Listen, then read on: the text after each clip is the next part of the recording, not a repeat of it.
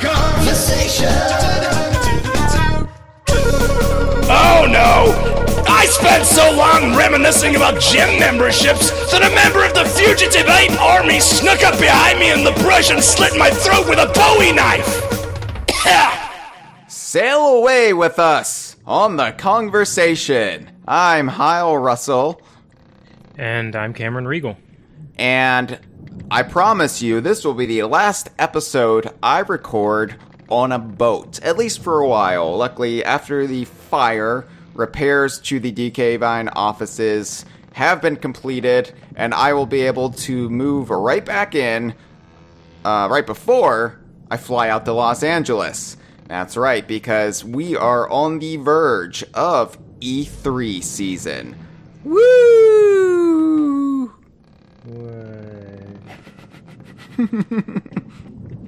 Cameron, it's not going to be the same without you, buddy. I mean, granted, I only had that experience of you being out there for 1 year, so it will be different from last year. But maybe it will be like before you... I don't know.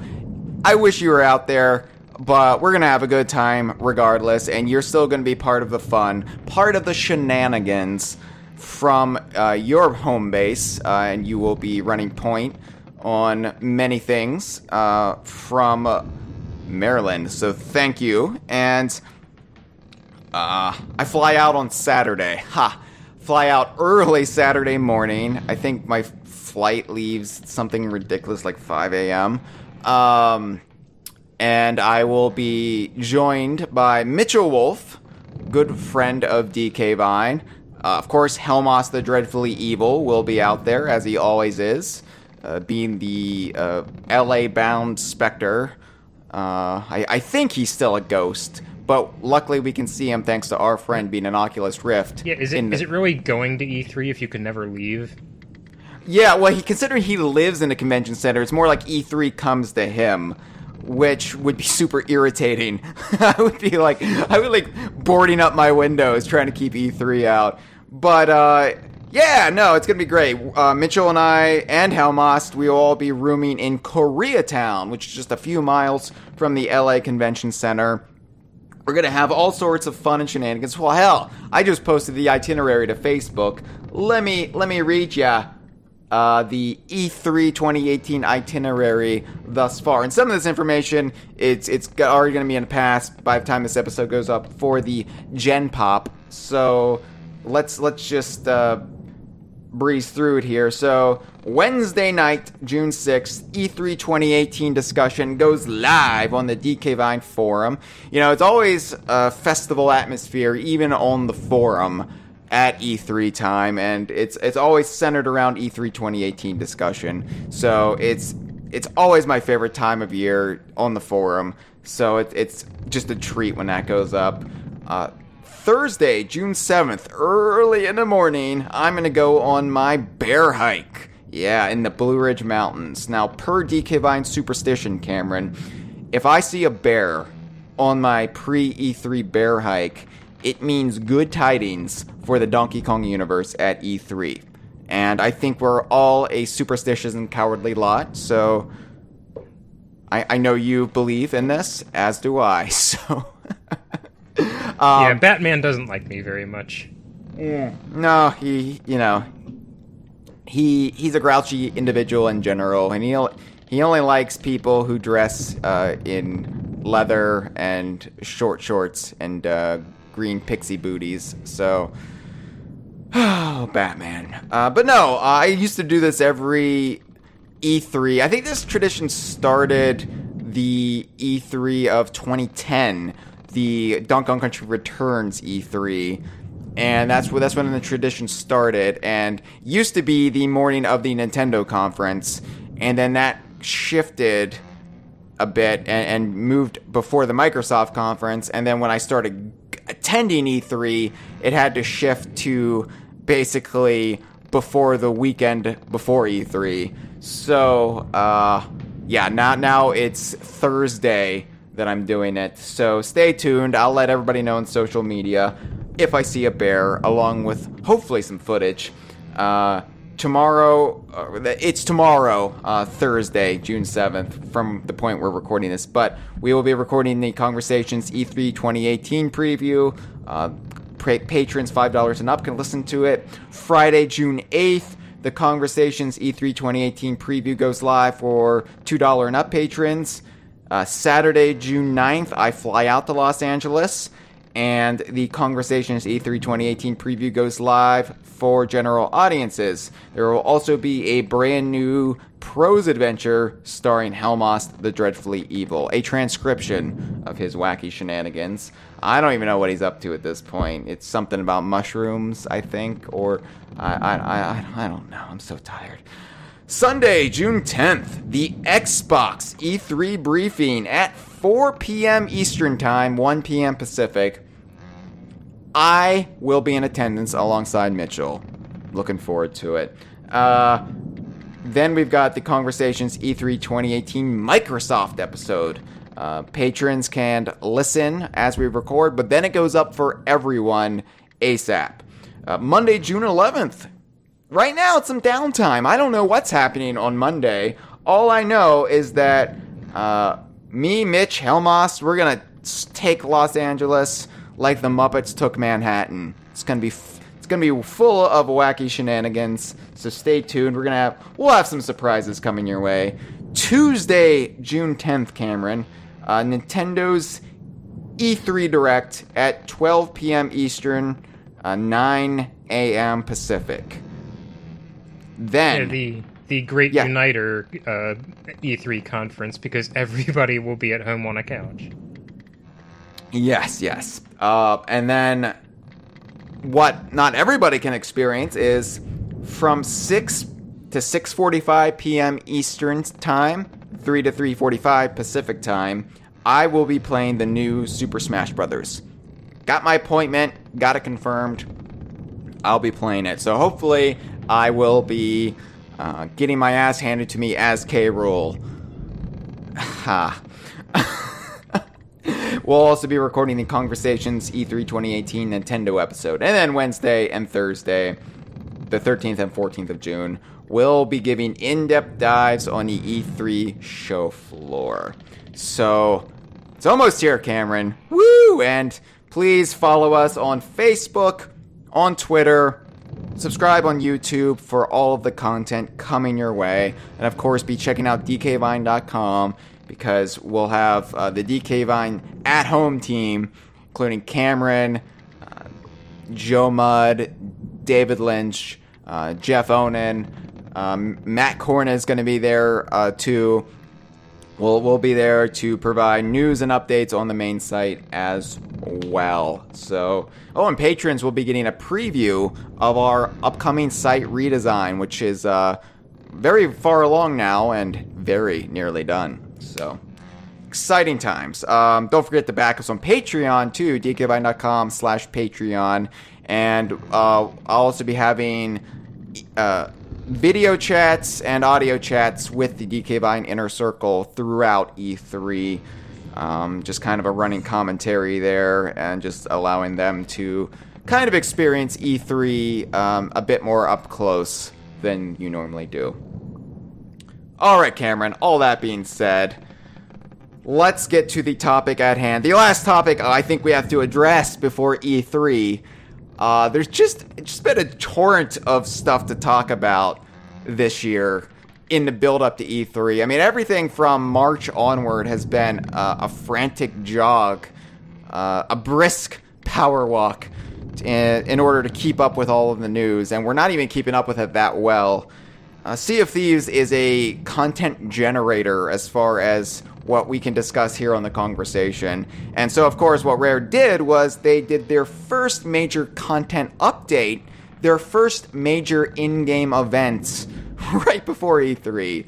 So, thank you, Rare, for adding to my stress. But luckily, I have not thrown up in the last 2 days. The last time I threw up was on Monday from all of the stress and exhaustion. So, clean bill of health right now. So I feel like I can talk about the Hungering Deep. And Cameron, you are one of the qualified people who can talk about the Hungering Deep with me, because we experienced the Hungering Deep together, and I realized what that sounds like after it left my mouth. So I just want, let's get all the jokes out right now. Hungering Deep, oral sex, analingus, fellatio, cunnilingus, Hungering Deep. All right. Hopefully that will satiate the hunger I have to make Hungering Deep sexual innuendo. Cameron, I've lost my appetite, so I am no longer hungering deep. Cameron, well, I mean, if you properly wash and enema before analingus, from what I hear, it's a quite pleasant romantic experience. Cameron, on Saturday, for 8 hours, you, me, David Lynch, longtime DK Vine reader and DK Vine inner circler, Shane Marchus, we all played Sea of Thieves, The Hungering Deep. We streamed it on Mixer, dkvine.com/Mixer. Just one more address to throw your way. And it was going to be just, a couple hours. Breezy Saturday afternoon stream. We're going to experience this content update, this in-game event. And we were going to share it with the world, or the 3 or 4 people who were watching our stream at the time. And we were going to, probably be out no later than 4 p.m. In fact, 4 p.m. was like the extreme end of it. We were probably going to be done by 3 Eastern time, right? Started at 1. Not a problem. Yeah, we started out with a pretty clear goal of what we had in mind to do, and these sessions when we stream typically aren't, like, more than 3.5 hours at worst. Oh, yeah, they're usually around the 3-hour mark, a little bit under, and, we were feeling so good about it, we even, stopped to explore a sunken ship along the way. We're like, oh, yeah, we'll get some treasure here. Yeah, sure. Well, yeah. There's going to be a skull there, sure. We never did get that treasure, Cameron. I just realized we left it on the island and we never went back for it. Yeah, we'll get into some of that. We did trade in, I think, like one bit of treasure that we picked up along the way, but very quickly priorities shifted, which is another thing I'd like to get into when it comes time. Yes, priorities shifted, as did the length of the stream. This was an 8-hour expedition, Cameron. And at one point, Joe Neat, executive producer of Sea of Thieves, just came into our stream. And he was like, how's it going, boys? And we had to tell him at that point, what, it had been 4 hours? It was about 4.5 hours. Yeah. And he was like, oh, most people do this in 2. Right. I don't know if he said most people do this in 2. I think he said we were on the longer end of the average time it was taking people to do it. That was the halfway mark for us. But here's the thing. I want to address this up front. This, in the end, was one of the most fun, rewarding, and exhilarating experiences I've ever had as a gamer. In fact, I haven't had this much fun as a gamer since I first played Sea of Thieves at Rare in 2015. And if we're going on the all-time greatest at-home sessions, I haven't had this much fun since I was a kid. I'm thinking back to when I was playing Donkey Kong Country games with Elliot. That is how epic this session was that I had with you, with David, with Shane, with a couple other people who I did not expect to play with. We'll get into that. But this isn't going to be a simple recounting of our stream. I am very hopeful I can get this stream up on YouTube. I've got the raw file right now. We can't afford to recount that stream on this show. We can't afford to have an 8-hour conversation. Not the Wednesday before E3, no. Basically, I've got the something like 16 gigabyte video file, the MP4. I had to run it through some sort of encoder because Mixer has some glitches. I really like Mixer, and it's a lot more convenient to use Mixer than it is to use Twitch.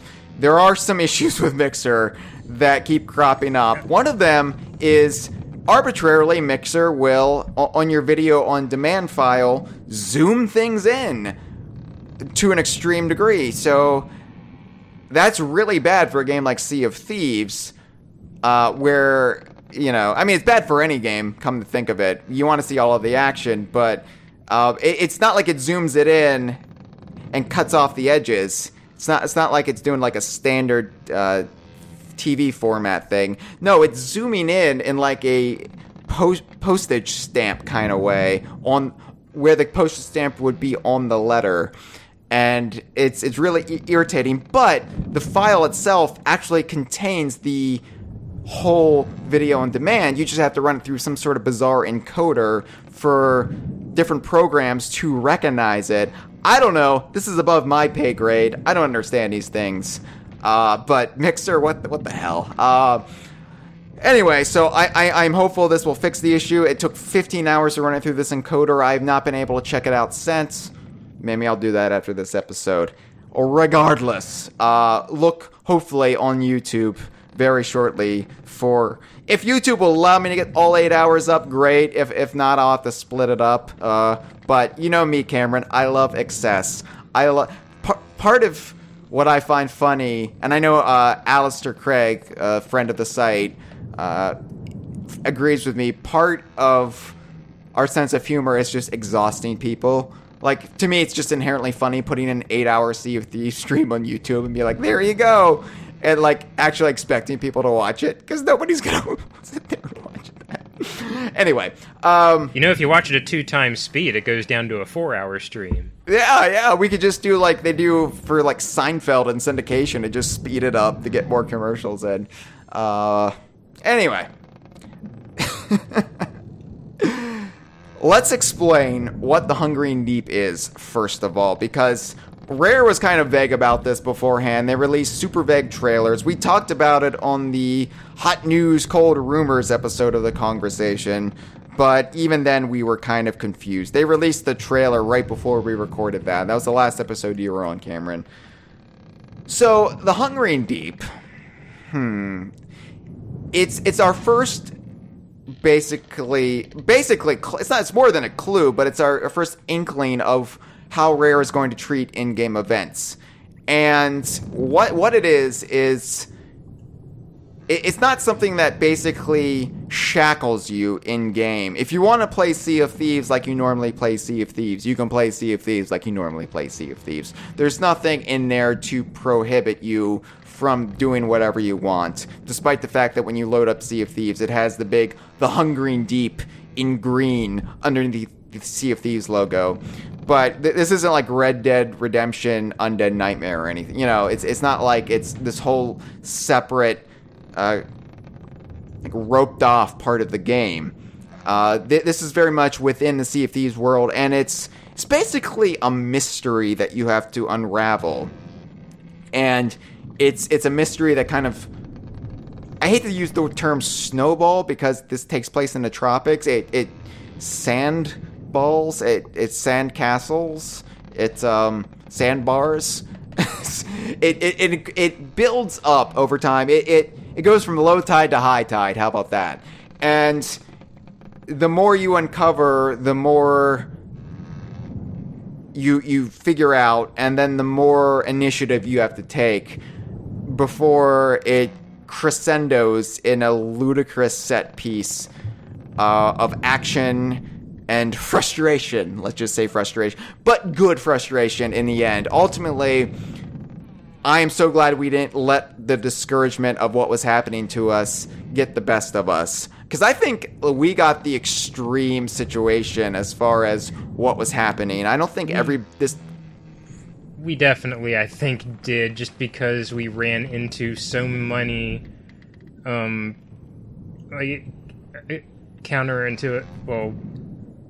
circumstances just either beyond our control or through our own ineptitude, just that put us in a bad position to get all the tasks that were laid out in front of us completed. Yeah, okay, so let me be upfront about something. I am not the best combat technician in Sea of Thieves. I am basically the Mario of Sea of Thieves, in that when you play Mario Kart, he's balanced, but he's not good in anything. He's just a middle-of-the-road character. That's who I am in Sea of Thieves. I am completely middle of the road. I make no claims to any skills on my behalf in Sea of Thieves whatsoever. I play the game to enjoy it, and come what may.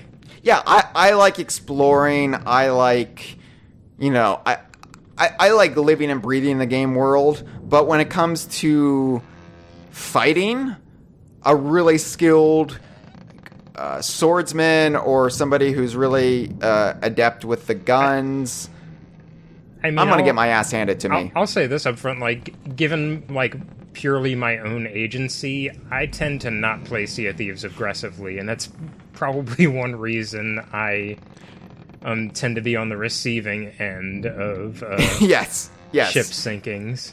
I am somebody who's very much diplomatic in Sea of Thieves. I'm at the point where I don't even like looting treasure from other pirates, which I realize I'm a heroic pirate figure. Now, I'll do it if the circumstance is there, or if I'm feeling a little bit mischievous, but by and large, I'm going to actually be looking out for other pirates unless they strike first. Yeah, that's usually my position as well. It's if the other party is the first to initiate hostilities, then all bets are off. I will rob them, I will blow stuff up, I will stab.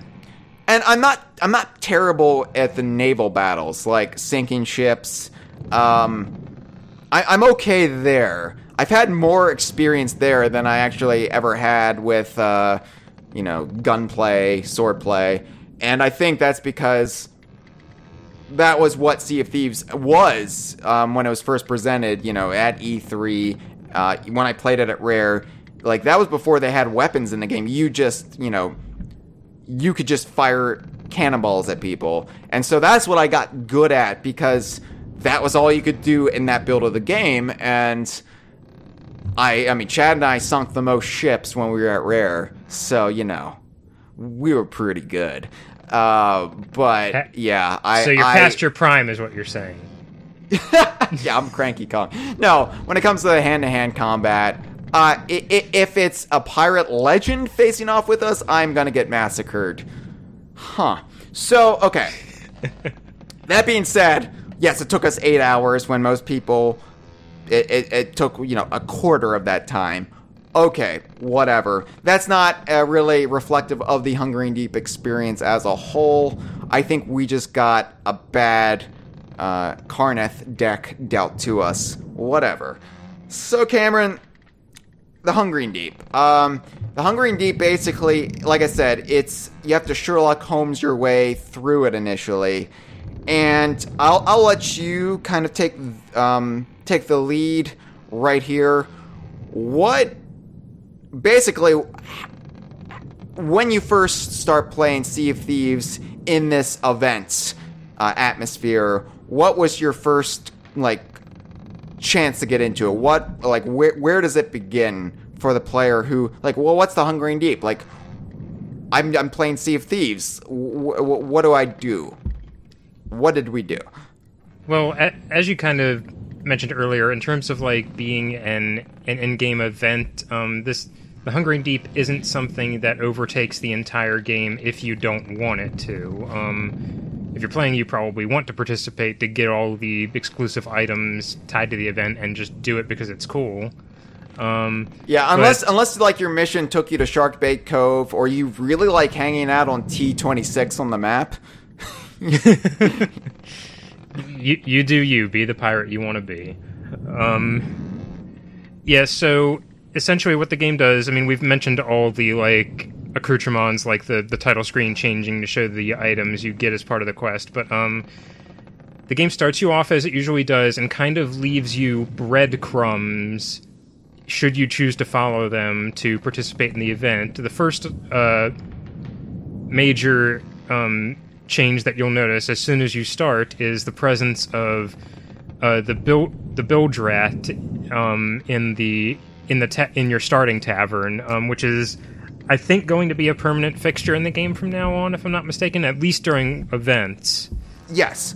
So basically, it was the same bilge rat. He's not actually a rat, so don't get excited, anthropomorphic animal fans. No googly-eyed monstrosities have shown up yet. But the bilge rats, which in Sea of Thieves lingo, bilge rat has been in there in a shop, from the start in the shops, from items you can buy. There's like, bilge rat variations of items. Bilge rat versions of items tend to be, if I'm not mistaken, the ones that are like very disgusting. Yeah, disgusting, broken. Everything's broken. Well used, dinged up. Yeah. Experienced. Worn out, tired. Yeah. So I didn't really understand what the bilge rat vernacular meant, and Rare never explained it. It wasn't until now that we understand what or who the bilge rats are. And it turns out I am basically spiritually aligned with the bilge rats. The bilge rats, up until this point in Sea of Thieves, there's only been the Merchant Alliance, the Gold Hoarders, and the Order of Souls. And, people have been complaining that Sea of Thieves has lacked content for those who, try to aggressively pursue in-game action.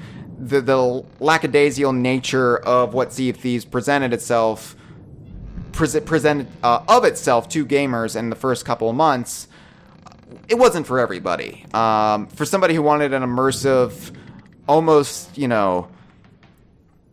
relaxing, but also very, very tense, at times, experience, the game's not for everybody. But I think a lot of people, especially those who had been part of the closed beta, the technical alpha, they were expecting something a little bit newer in the game, a little bit more in-depth, a little bit more unique than just doing errands for those three trading companies. And the way I think to kind of describe the bilge rats is they seem like thrill seekers with their ears to the ground. Yeah, so basically they're just people who are looking for thrills in the game world. They don't give a shit about pirate rank. They don't give a shit about becoming a pirate legend. They don't care about gold. All they care about is finding the weird, the legendary, the stuff hidden beneath the surface, the lore of the Sea of Thieves world. And that's who I am. That's what I love. And I love that Rare's basically revealed with this event that, hey, for those of you weirdos like Hyle from off of DK Vine, this is where the game really shines for you. And I've loved playing Sea of Thieves since it's come out, but I've also been keeping in mind that stuff like this was on its way. And this has basically lived up to my expectations. Like, I absolutely adore the Hungering Deep. And the fact that it's only, live for 2 weeks, it's weird, because normally I would hate that feeling of I'm never going to get to experience this again, but I think that makes it all the more special, which is why I'm glad, we potentially archived all of it. It makes me really happy that this one of the best gaming experiences of my life is this ephemeral thing, but at the very least, I'll always have the memories, and hopefully they always have the YouTube video of it. Yeah, it's, while there are, I would say drawbacks to, the ephemeral nature of this event, I guess it is kind of in line with, how Rare has been treating, your playable pirate characters all along. They are Rare characters in a story of sorts. This is something that they are around for. That it's an event. It's something that happened to be happening at this time. Yeah. And so basically, like I've tried to explain to people, what Sea of Thieves MO is not MMO, the modus operandi, is that Sea of Thieves is not like Banjo-Kazooie, which Banjo-Kazooie was, a day in the life, or maybe a couple of days in the life if they camped, of some rare characters, or Conker's Bad Fur Day, a day in the life of Conker the Squirrel. This is basically the rare world, not in real time per se, but it's very much the rare world that you get to live in. A couple centuries in the past, sure, but you get to experience it as your pirate character, who is a rare character. All of the pirate characters in this game are rare characters. You get to experience the world as it slowly evolves over time, as things change. To everything, turn. There is a season, turn. And so it's basically, that kind of World of Warcraft mentality a little bit brought into the Rare archipelago. And I realize, for really traditional fans, that's kind of a hard pill to swallow. But if you can open yourself up to the experience, it's really, special. It's really kind of thrilling because you get to see the Sea of Thieves change over time. And we already have all of this lore baked into it, courtesy of the Tales of the Sea of Thieves book and what is slowly unfolding in the game itself. And I love how there's been no contradictions thus far. Everything is holding together. And even the comic, the book, the game, everything has... you usually see at least, one slip by now. Not even as a consequence of, an editorial oversight or anything. It, just things change over time, production schedules don't align. And when multiple people... upwards of hundreds of people are working on something, there's going to be slip-ups, maybe the closest thing that I can think of is I think there's an allusion to paying the ferryman in Tales from the Sea of Thieves, which was ultimately cut, but that I think is such a minor thing, and it was fully intended to be in there. And I think in Tales of the Sea of Thieves, it was kind of... the characters weren't really sure what the ferryman entailed. They had never met him at that point. Maybe the payment is just the 30 seconds you spend waiting around on his deck. Yeah. And I also think that earlier on you had to pay the ferryman before the pirate lord and the ferryman struck up this grand bargain that in this era that led to the golden age of piracy, where pirates never die. So anyway. Anyway, so anyway, that's what the bilge rats are. And there is one bilge rat for the Hungering Deep in all of the taverns of the game. This is very Donkey Kong Country of them. At first I was like, wait, what? Because they've been very good about all of the shopkeepers and all of the tavern barmaids, I guess, and I realize that's a gender term, but they're all women, so they all have different names. They all happen to start with a first letter that denotes their profession. All of the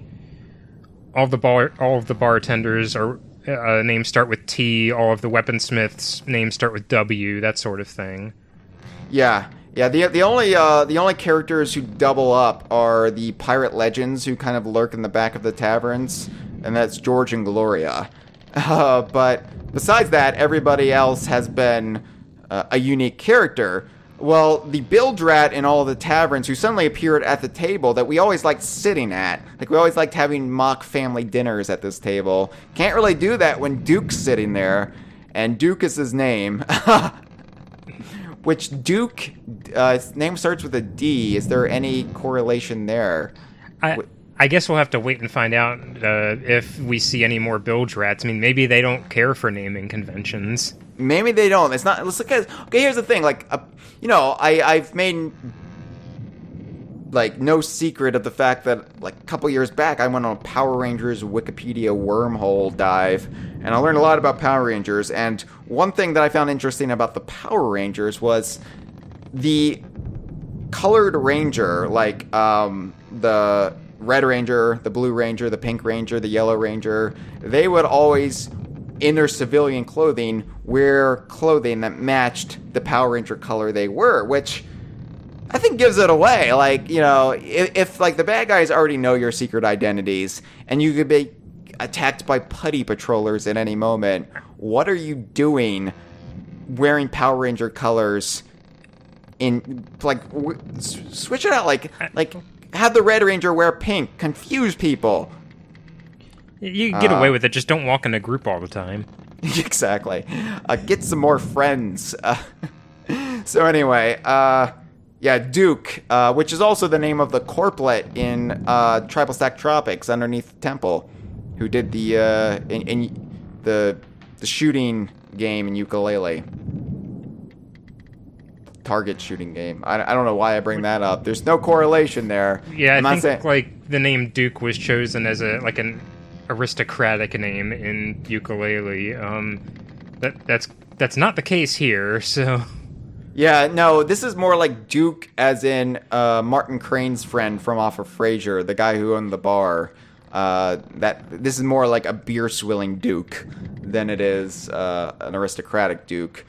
So Duke is there, and he's basically he's like drunk. He's hunched over at the table, but he'll talk to you if you walk up to him, and what does he say? I don't even remember what he says. Like, what he basically explains what the bilge rats are, but then so what's shaking? What have you heard, Duke? Yeah, you kind of ask him like what's been going on? Have you heard anything interesting? And he says something along the lines of like he's heard there's been a lot more shark activity recently, and which there has been in game. They increased shark activity in like the week or two leading up to the Hungering Deep.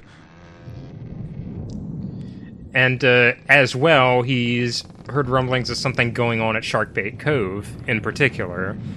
Right. So basically at that point you're like, if you want to follow this thread, which I don't know why. If you're playing Sea of Thieves, you wouldn't want to at least check this out, unless you're just really into player versus player battles. And even if you are, this is a good place to find that's people a great who place are to definitely ambush trying not to do player versus player. So, you go to Sharkbait Cove then, and then that's where you meet Merrick. Merrick is sitting on the beach of Sharkbait Cove, and he is the guy from the trailer who has 2 peg legs, and he's also missing an eye. Merrick is an old, beat-up piece of shit. He's a lovely fellow. I'm just saying, he's seen better days. It's canonical that he also smells terrible. That's the hand wave they give to why the aggressive skellies on Sharkbait Cove aren't attacking him. But they're attacking you. Absolutely. Oh yeah, they're attacking you so fucking much. So, you go to Merrick and you're like, "Hey, Merrick, you look like shit. What happened to you?" And Merrick's like, "Oh, let me tell you a tale, Sonny." And then he basically says, well, he doesn't tell you a tale. He basically says, "You figure it out, sons of bitches." But I left journals. I left me journals throughout the Sea of Thieves. You gots to find them. So this basically becomes... So Merrick is Popeye all of a sudden. Yeah. So he's what Popeye would look like in real life, because no spinach is bringing him back from this. So you have to So Merrick's also playing an instrument. Is he playing the drums when you meet him, or...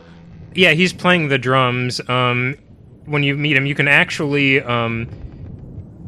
as soon as you find him, if he's playing his instrument, pull out one of your own instruments and play along to the song he's playing.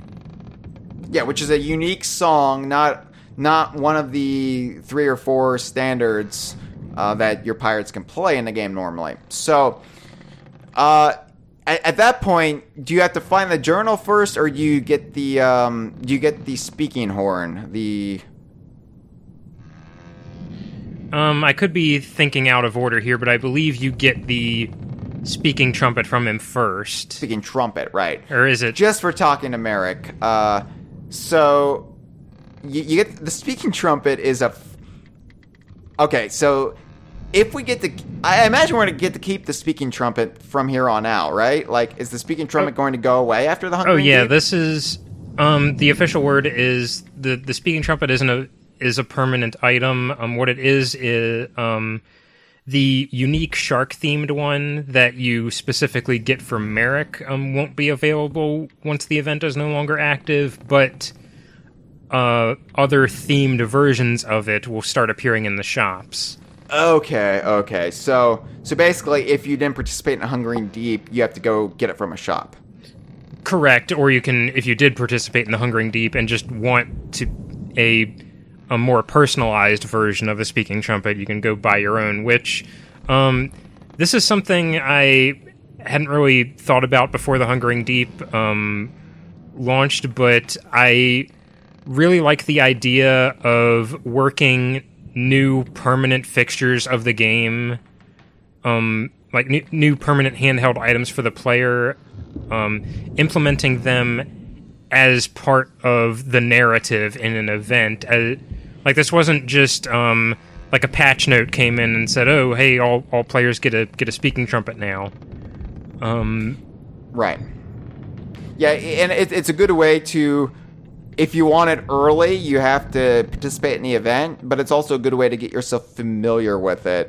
And it brings a kind of a breath of fresh air to the game, because it's something radically new, changes the way you play, changes the way you communicate. And I am going to use it to obnoxious effect, Cameron. I just want to give you a heads up from when we play together. I am going to use and abuse this. And yes, I'm always going to sound like I'm speaking through a megaphone, which means I'm going to shout even when I'm speaking through it. So we saw a little bit of that of you during our stream with David intermittently playing the Game Boy version of Lockjaw's Saga to any cruise within earshot. So what this is, it's a megaphone, but it's an old-timey version of a megaphone. You know, you just kind of have to squint and just accept the logic of it. It's designed like a horn that you can talk through, and it projects your voice to a distance. What this allows you to do in the Hungering Deep is talk to other crews who are sailing with you, or communicate with a crew from a distance to nullify potential hostilities, because there will be a point in the Hungering Deep where you will have to align yourself with at least one other person who's not part of your crew. Yeah, but without this item, as we played so far, you pretty much only have had the opportunity to like warn other players, hey, we have no interest in fighting you, do you just want to work together? Usually by the time you were having that conversation, you were already within firing range. Right. So, and we apparently encountered people who thought we were hostile, even though we weren't, even though we were working towards some other objective, but they thought we were firing on them. Allegedly. Allegedly, even though we were screaming at them to knock it off. So, but what I'm going to use for the speaking horn, or the speaking trumpet for, is being a total self-absorbed shithead and asking people which Brothers Bear is best. Among other things, David was using it to blast Lockjaw's Saga, the Grant Kirkhope Game Boy version, across the ocean. So basically, we're like a party boat with this thing. We could play music in-game and blast it out overseas. This is going to be fun this summer. Like, we are going to have some epic keggers on our ship, the Dreadfully Evil. No, so this is this completely changes the way you play Sea of Thieves. It changes what you can do with Sea of Thieves. It opens up so many new opportunities in Sea of Thieves. I adore the speaking trumpet. I want to, like, I don't know who thought of this initially and who, brought it forward to implementation in game, but I want to kiss them on the mouth. That's how much I love it. Anyway, so you get the speaking trumpet, and then you have to find Merrick's first journal, which is on Sharkbait Cove. It's in the center near. There's a shark statue in the middle. You find it there. You have to read it, and from there it gives you a clue where the next journal is. It gives you you basically have to follow. It's basically a scavenger hunt throughout the in-game world. So you have to follow the clues, and it'll take you back to a particular tavern, and from there they'll give you a clue, and then you have to go to another point on the game map. I don't really think we need to litigate like every individual point. Yeah, just there'll be clues like I talked to the woman at the tavern who had red hair, and the tavern was in a bright place, that sort of thing. And then you go back to the tavern, and the tavern keeper, the bartender, she's like, I'm fucking drunk right now. I don't know. He said something about blah. Merrick, that asshole. Yeah, he was just in. But she gets it like sort of right, but she just flips things around to kind of have kind of like a homophone where it means basically this. Or it sounds the same, but it's not. So anyway. I mean, there were multiple bartenders who you have conversations with. There are multiple islands that Merrick's hints send you to. Right, and one of them was an uncharted island, right? Or two of them were uncharted. Two of them. So, we found a purpose for two of the uncharted islands, and... But the uniting factor of all of the journals, essentially, like, there has to be... You're not just running around looking at books that have no greater context. It's essentially Merrick's story of how he got to be in the state he's in. Right. And, like, allusions to how he thinks he might be able to get vengeance. Yeah, we're getting into spoilers here, but I don't really care, considering when this episode goes up, the in-game event is going to be almost over. So, like, quickly check it out if you want to, but also spoilers ahead.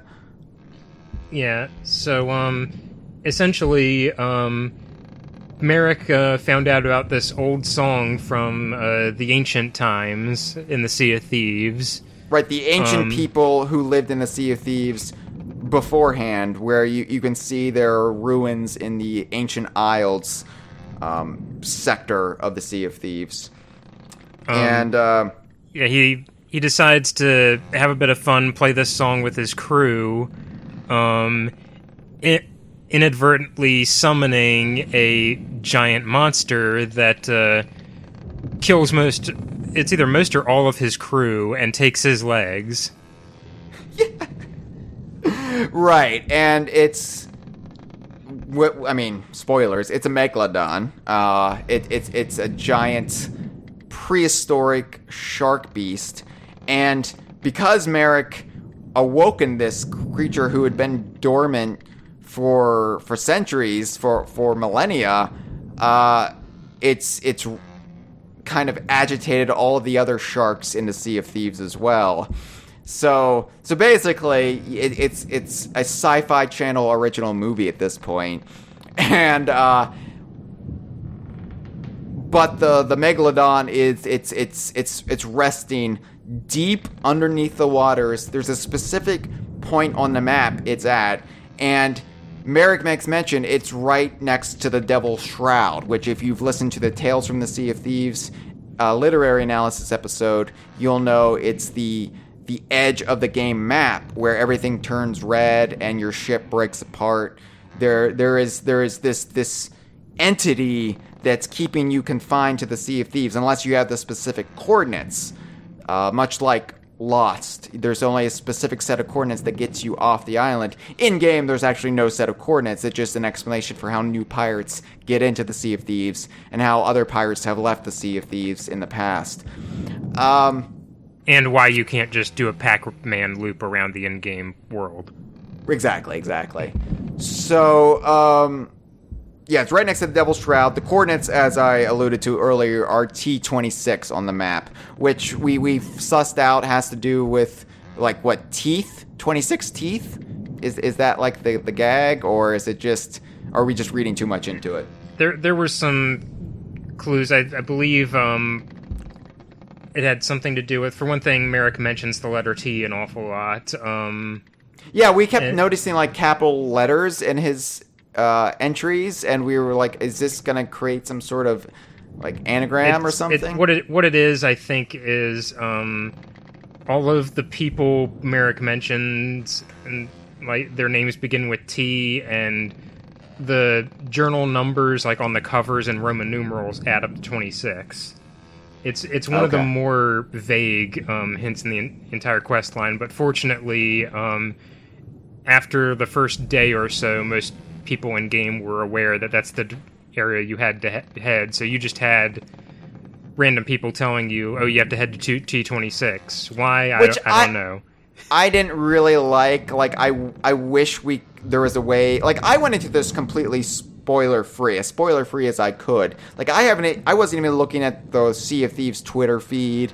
I've been shielding myself because I wanted to go into it blind for a stream for DK Vine. But, you know, people already know. To Rare's credit designing this event, like, that's kind of the only piece of information it would greatly help you to know beforehand, because the journals are treated like event flags as you find them. So you will have to venture out and find them on your own. You're going to have to do a little bit of legwork no matter how much foreknowledge you have. Right. So yeah, you can't just head to T26 and skip ahead. You have to do the work. You have to do the quest in order to activate it, because it's activated in a very specific way. And this is the genius of the Hungering Deep. When I heard about what this event was going to require you to do, and again, I didn't know much. There were allusions, Michael, to what was going to be the Hungering Deep. All we knew was it was going to require cooperation with other crews, and other crews would be able to summon some sort of creature. And my experience playing Sea of Thieves, I haven't really gotten out of my shell as much as other people. I know Scraps, for example, has really like embraced playing with other people. I know Jeff has. Just playing with random people. For me, I like playing with friends and associates, people I know. I like playing on a crew with my hermanos. Yeah. So this immediately threw up like a red flag when we first heard the premise of this event, because even let's ignore the playing with strangers aspect of putting together your own crew. Say you put together a close-knit crew of you and 3 of your closest friends. The nature of this event requires that you work with at least one other crew to accomplish the end goal, meaning you need 5 people total. Right, it can be one person on a sloop, but ideally the more the merrier, or the more the merricker. You have to actively persuade someone who, unlike your crewmates, is not immune. Like there's no friendly fire among your crewmates. There is with other people out in the game world, whether you get along friendly with them or not. Yeah. So basically, yeah, you can like have a truce with another crew. Doesn't mean you're still not going to accidentally collide with their ship. It doesn't mean you're not going to accidentally stab them when fighting skellies. You know, stuff happens, so you have to be very, very careful.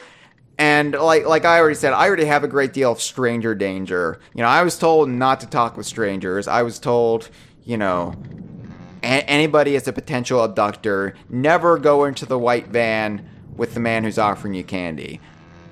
So the whole notion of, oh, and you're going to have to conjure a beast, and I didn't know how well this was going to work. And especially because when Sea of Thieves launched, there was no cooperation with other crews. When Sea of Thieves launched and the Gen Pop, as I'm now saying, started to play it, what you got were very, very testosterone-driven.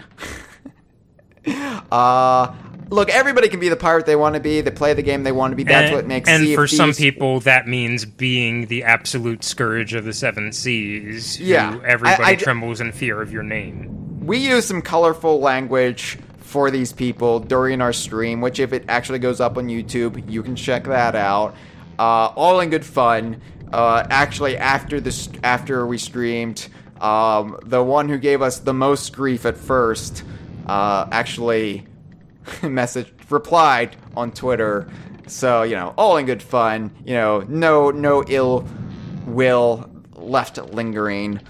But at the time, it's incredibly frustrating. So yeah, when Sea of Thieves launched, there were a lot of people just looking to fight, and we're looking to ruin other people's gameplay, and that's what you can do in the game. But when Sea of Thieves works, when it really works, when it achieves the balance, the harmony that Rare set out to achieve.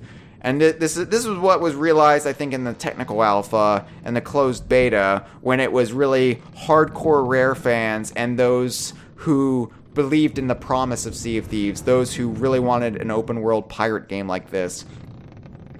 You had a mixture of people, so you never knew what you were going to get. And that balance was left askew terribly when Sea of Thieves was launched, because it turns out most general gamers just want to wreck shit.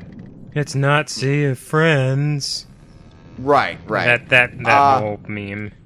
But fortunately, you know, as time went on and those gamers lost interest with Sea of Thieves, a lot of them were the ones who were saying, "This is boring. You just sail." Blah, blah, blah, blah, blah, blah. That's them drowning, by the way. They quit playing. They went off to, you know, your Far Cry, your God of War, you know, whatever. Sea of Thieves did not hold their interest. Your Super Mario Odyssey. Wait, Super Mario Odyssey came out way before Sea of Thieves. Late adopters. Okay, yeah, I just got a Switch. Yeah, who am I to talk? So, I just got Ukulele for the Switch. Come on. So the people who were left in Sea of Thieves primarily were those who, like, were the part of the initial crew in technical alpha, the rare diehards, but also those who got the game on launch and saw the promise in it and stuck with it. So you get more types of people now, except when you have just a bad string of luck, like we did. Now, one thing that does make a big difference in cooperation, because playing the game normally, like, I've had situations where we'll form a temporary alliance with another crew to, say, like, take on a Skelly fort, or like help somebody out in self-defense, or anyway, a situation like that. A huge difference with this event versus pretty much any time other time I played the game is there is no monetary reward associated with this event whatsoever. That would be counterproductive to the mission statement of the build drafts, Cameron. No, there is no money. There is no rank that increases here. There is no incentivizing built into this event for you to betray another crew, sink somebody, run off with right. run off with their treasure. Incentive. There is an incentive to do this, and you do get rewards, but it's not in any way that designed to factor into the normal 24/7 aspects of Sea of Thieves. The reward is not something that somebody can take from you as you're going to an outpost to turn it in. It's right. Exactly. Purely for its own sake. So that does help with the camaraderie. Now, here's where things get interesting. So at this point, you get all of the journals, and the game actually does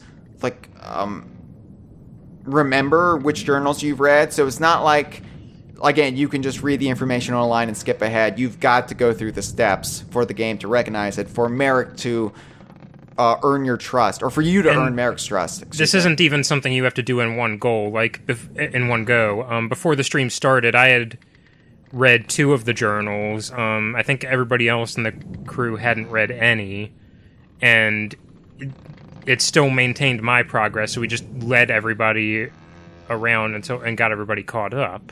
Yeah, there's one point we had to server hop because we got basically a griefer was griefing us, and we had to flee.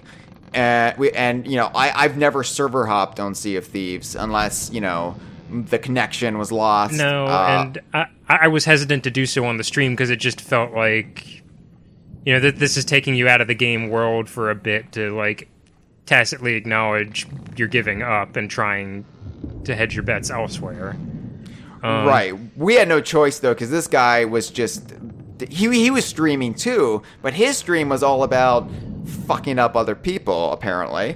Yeah, so... let's go into a bit more of the structure of this quest and why we were led into a situation where we were fodder to be picked off by more competent fighters.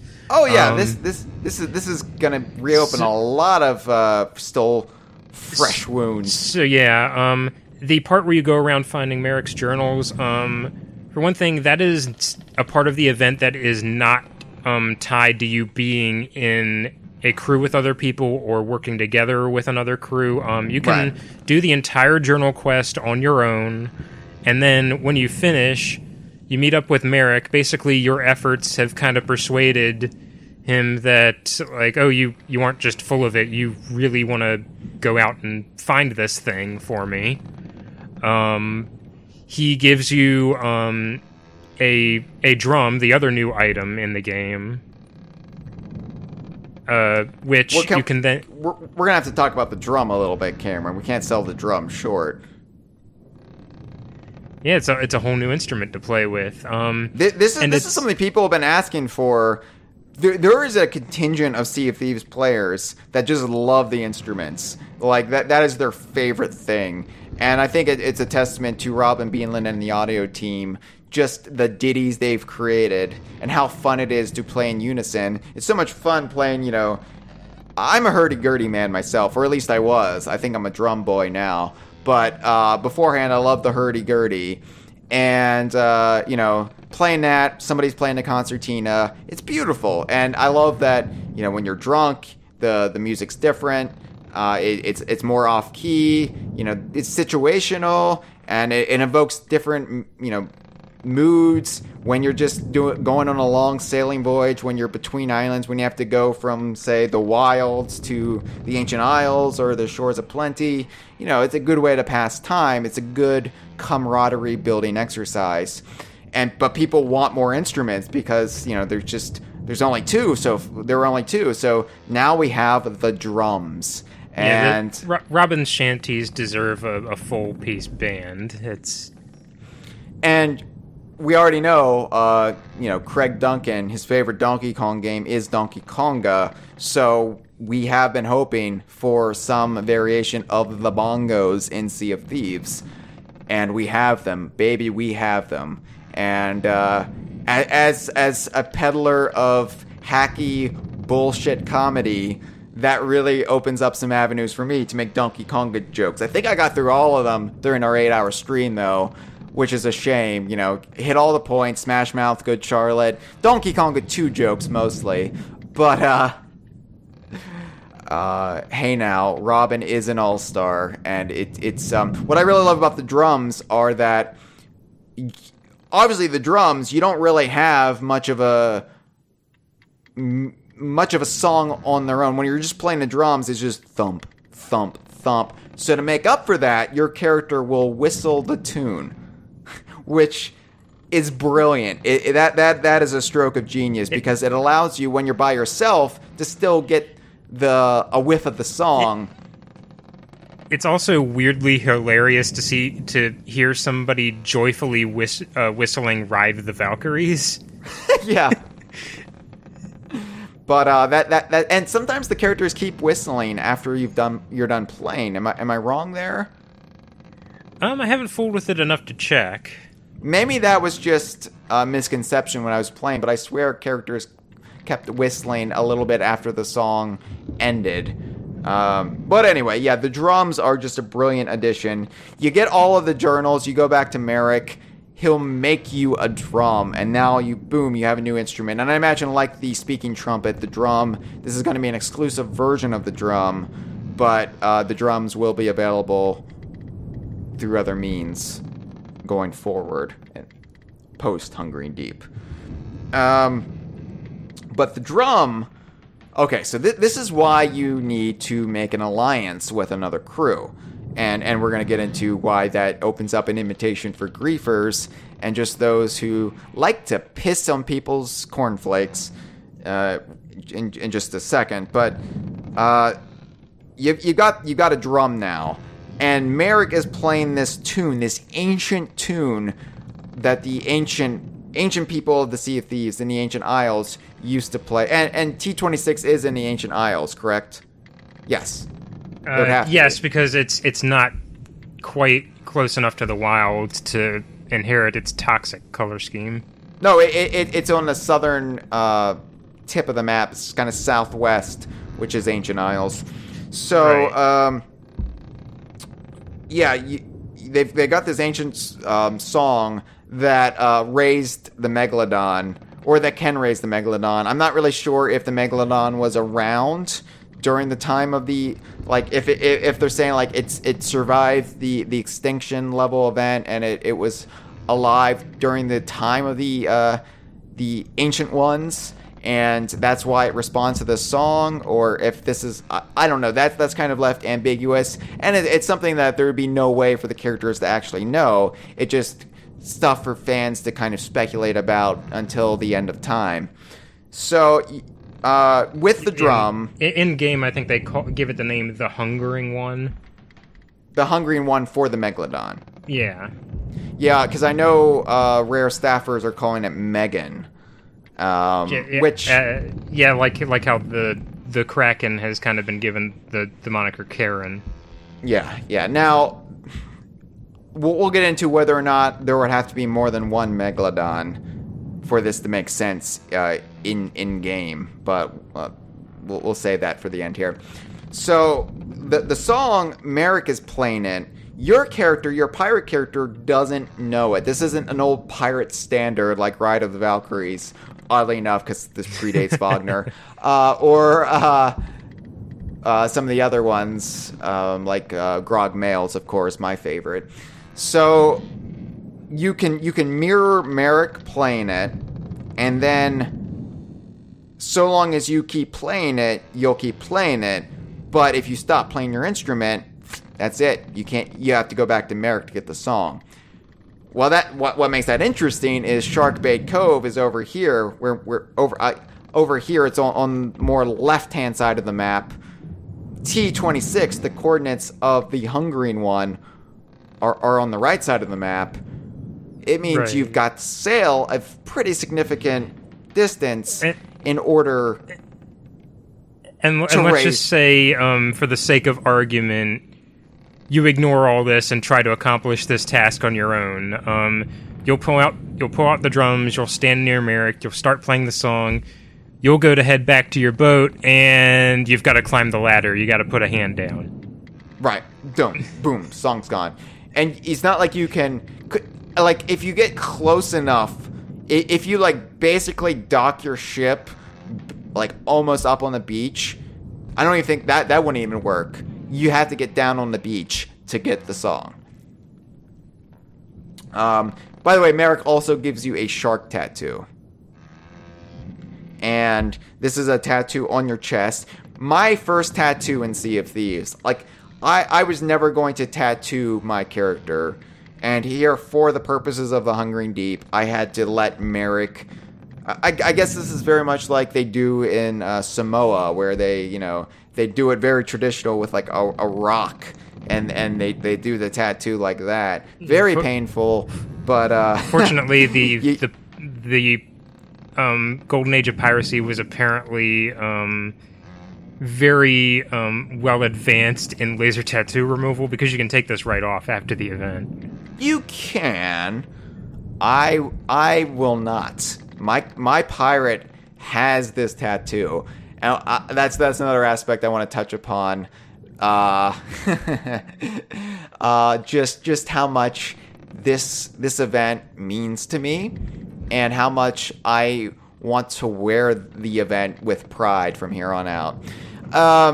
So anyway, you have to get this shark tattoo. Now, does everybody have to have the tattoo, or does just one person have to have the tattoo?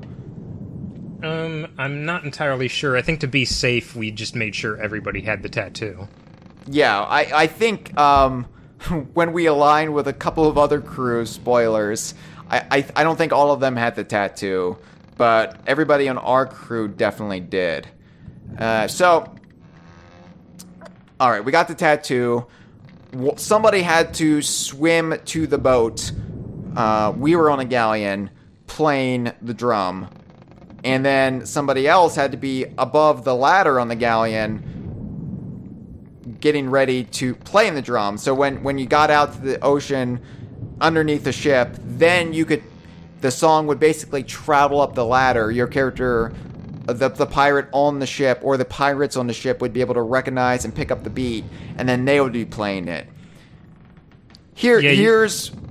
Oh, go ahead. I was going to say, you're pretty much daisy chaining, like, the beat, and from this point on, you wanted to make sure, like, at least two people on your boat were playing the song at one time. One to carry the tune, and the other to act as a backup in case something happened with the other player. Like, they let go of the button, their controller ran out of batteries, they slipped and fell off the boat, that sort of thing. Which, believe me, as somebody who was in charge of keeping the song... ultimately in what was our victorious moment, and we had to sail back to T-26, and I was part of the song retrieval mission. That was the most terrifying thing, Cameron. Like, palms were sweaty, like hands were shaking. I almost lost the grip at one point, just from the anxiety of losing the fear of losing the grip almost made me lose the grip. It's remarkably the most terrifying thing I've ever experienced in Sea of Thieves, and that includes the Devil's Shroud. That explains the Helter Skelter reference you made as soon as you got back. Nobody got that. Of course, nobody got my Bill O'Reilly joke either with the falafel. Chad got it. Chad was watching his stream. We tried to get Chad in. Unfortunately, there was no room for Chad. But how did we get Chad in? Or how did we try to get Chad in? And how did we get another person in? Let's explain this aspect. So, the comedy of errors begins. Well, okay, so as we mentioned, you have to have at least 5 people playing the song with the tattoo, potentially, at T-26 to raise the Hungering One from the depths of the ocean, from the Hungering Deeps. So, your crew, the top level of people you can have in a Sea of Thieves crew is 4. Okay, so that means you have to align yourself with at least a 1-person sloop, preferably more, for safety in numbers, but that means 5 people have to have all 3 journals, have to have the drum, have to have the tattoo. So, you have to meet somebody who's ready to go. Initially, we met a crew of they sounded youngish. They sounded like they were in their teens, like early teens. Before they had the high voices. They're little boys, And, these were the friendly sort. The only issue is we ran into them as soon as we started, before we had gathered all the items. Right. So they had just gotten to Sharkbait Cove. They had not done the deeds like us, and for whatever reason, they did not stay with us. We lost them at some point, and I'm still a bit confused how that happened. I imagine for life gets in the way reasons they had to log off, and just because this was at least a 20-minute ordeal to go through and get all the journals that we needed to get. Yeah, their parents realized they were playing with DK Vine, and they pulled the plug. No, you are not being on DK Vine's Stream of Thieves, young man. So yeah, so we lost them. Immediately upon finishing the quest, and I guess I should also mention this is kind of diverting away, but I think one of the intended ways to let people know that you were explicitly going there with the intent to hunt down a shark was a new in-game flag that was added, and along with the new flag system. Oh yeah, the flags. So yeah, so now on the top of the ship you can fly a flag. Not as to be confused with the sails, but these are actually a pretty essential part of piracy. Like up until this point, there have been flags, right? But you haven't been able to customize them. No, they've all been stark bleach white. Right, which usually means I come in peace in pop culture. Or oh yeah, so yeah, but no, yeah. So but now we have black flags. We have checkered flags for when TT gets in the game. We're gonna have a Diddy Kong racing ship when we get TT in there, and there's the Shark Hunter flag, and the Shark Hunter flag. It's I guess a limited time flag to signify to people, hey, I'm hunting the Megalodon. I think if I'm not mistaken, ship cosmetics bar one of the rewards you get for finishing the entire quest line are staying in the game permanently. So I think the flag might stick around. I didn't know if this was going to be something like the day one patch, which was the eye patch that had the 1 on it, or the Eye of Reach launch crew version.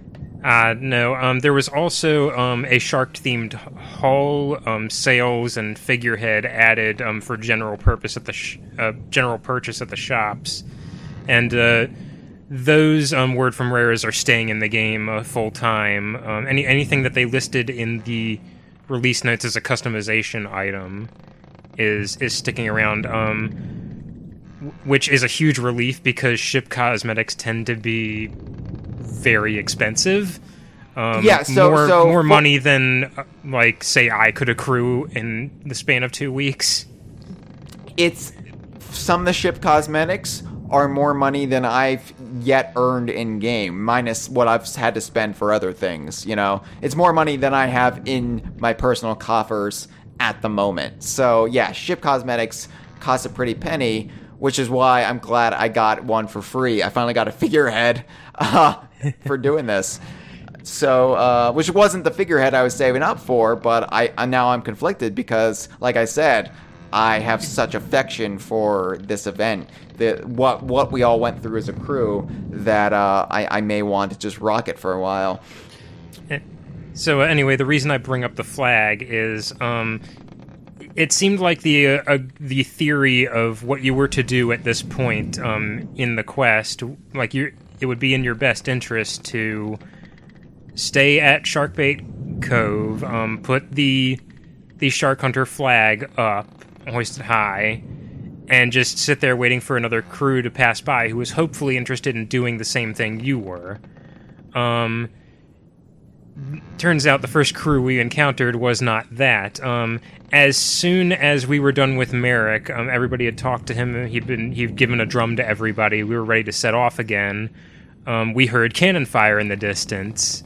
And our entire crew, thinking there was absolutely no reason to stay with the ship at this point, because we all had to go get a quest item, we returned to find our galleon sinking and a sloop sailing by.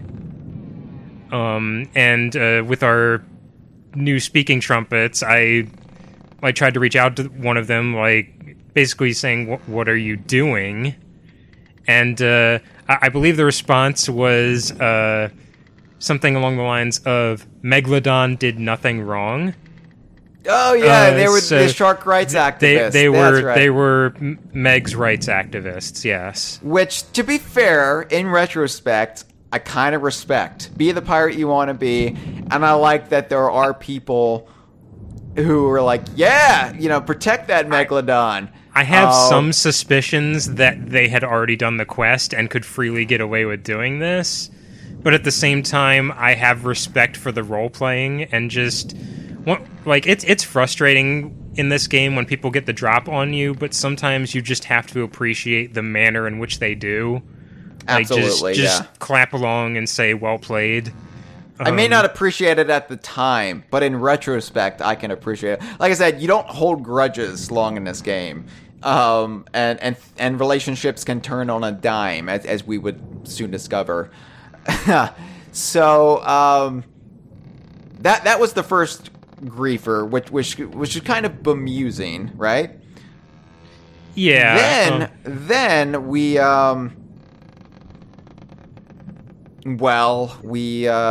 this was before we server hopped, though. Yeah, this was before we server hopped. The next thing we did was we decided, we had decided we weren't going to server hop. So what we decided to do was we just load up on a bunch of supplies and head right back. When we got there, another sloop was waiting for us, a different one from before.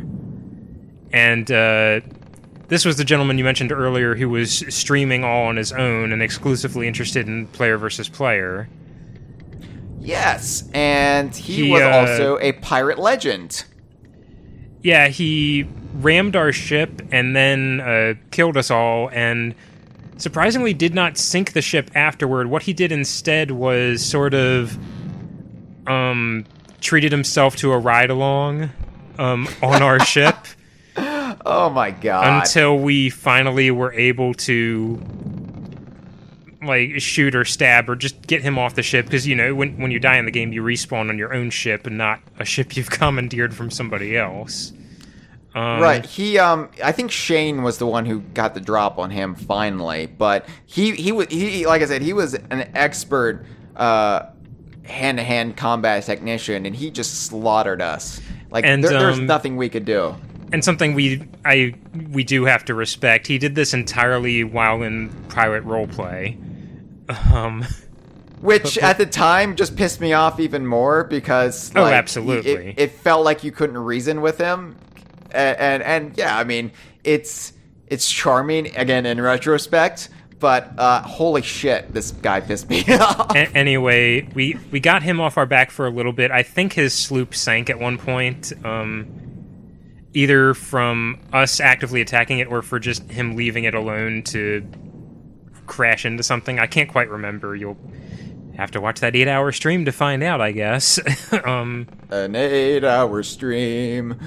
But we cut our losses. We returned to Sharkbait Cove, hoping to wait for somebody else. But we got word. It might have been Shane, or it might have been somebody in the chat who warned us. Oh yeah. So basically, what was happening was in the chat, people. He revealed he was streaming the pirate legend gentleman on the sloop. He texted us a link to his Twitch page when we were right. fighting. He also ragged on us for streaming on Mixer, so obviously he didn't know we were fake paid actors in the bag for Microsoft. But so people in our this is what was so great about this experience, and why I love streaming Sea of Thieves, is not only is it your crew, like the 4 people on your crew, but it's also the people watching. And it feels like they're a part of the crew in some, again, ephemeral way. They're kind of there to also guide you. They're along on the journey together. And so, yeah, we had people watching his stream, and then they knew where he was, and it turns out he was chasing us.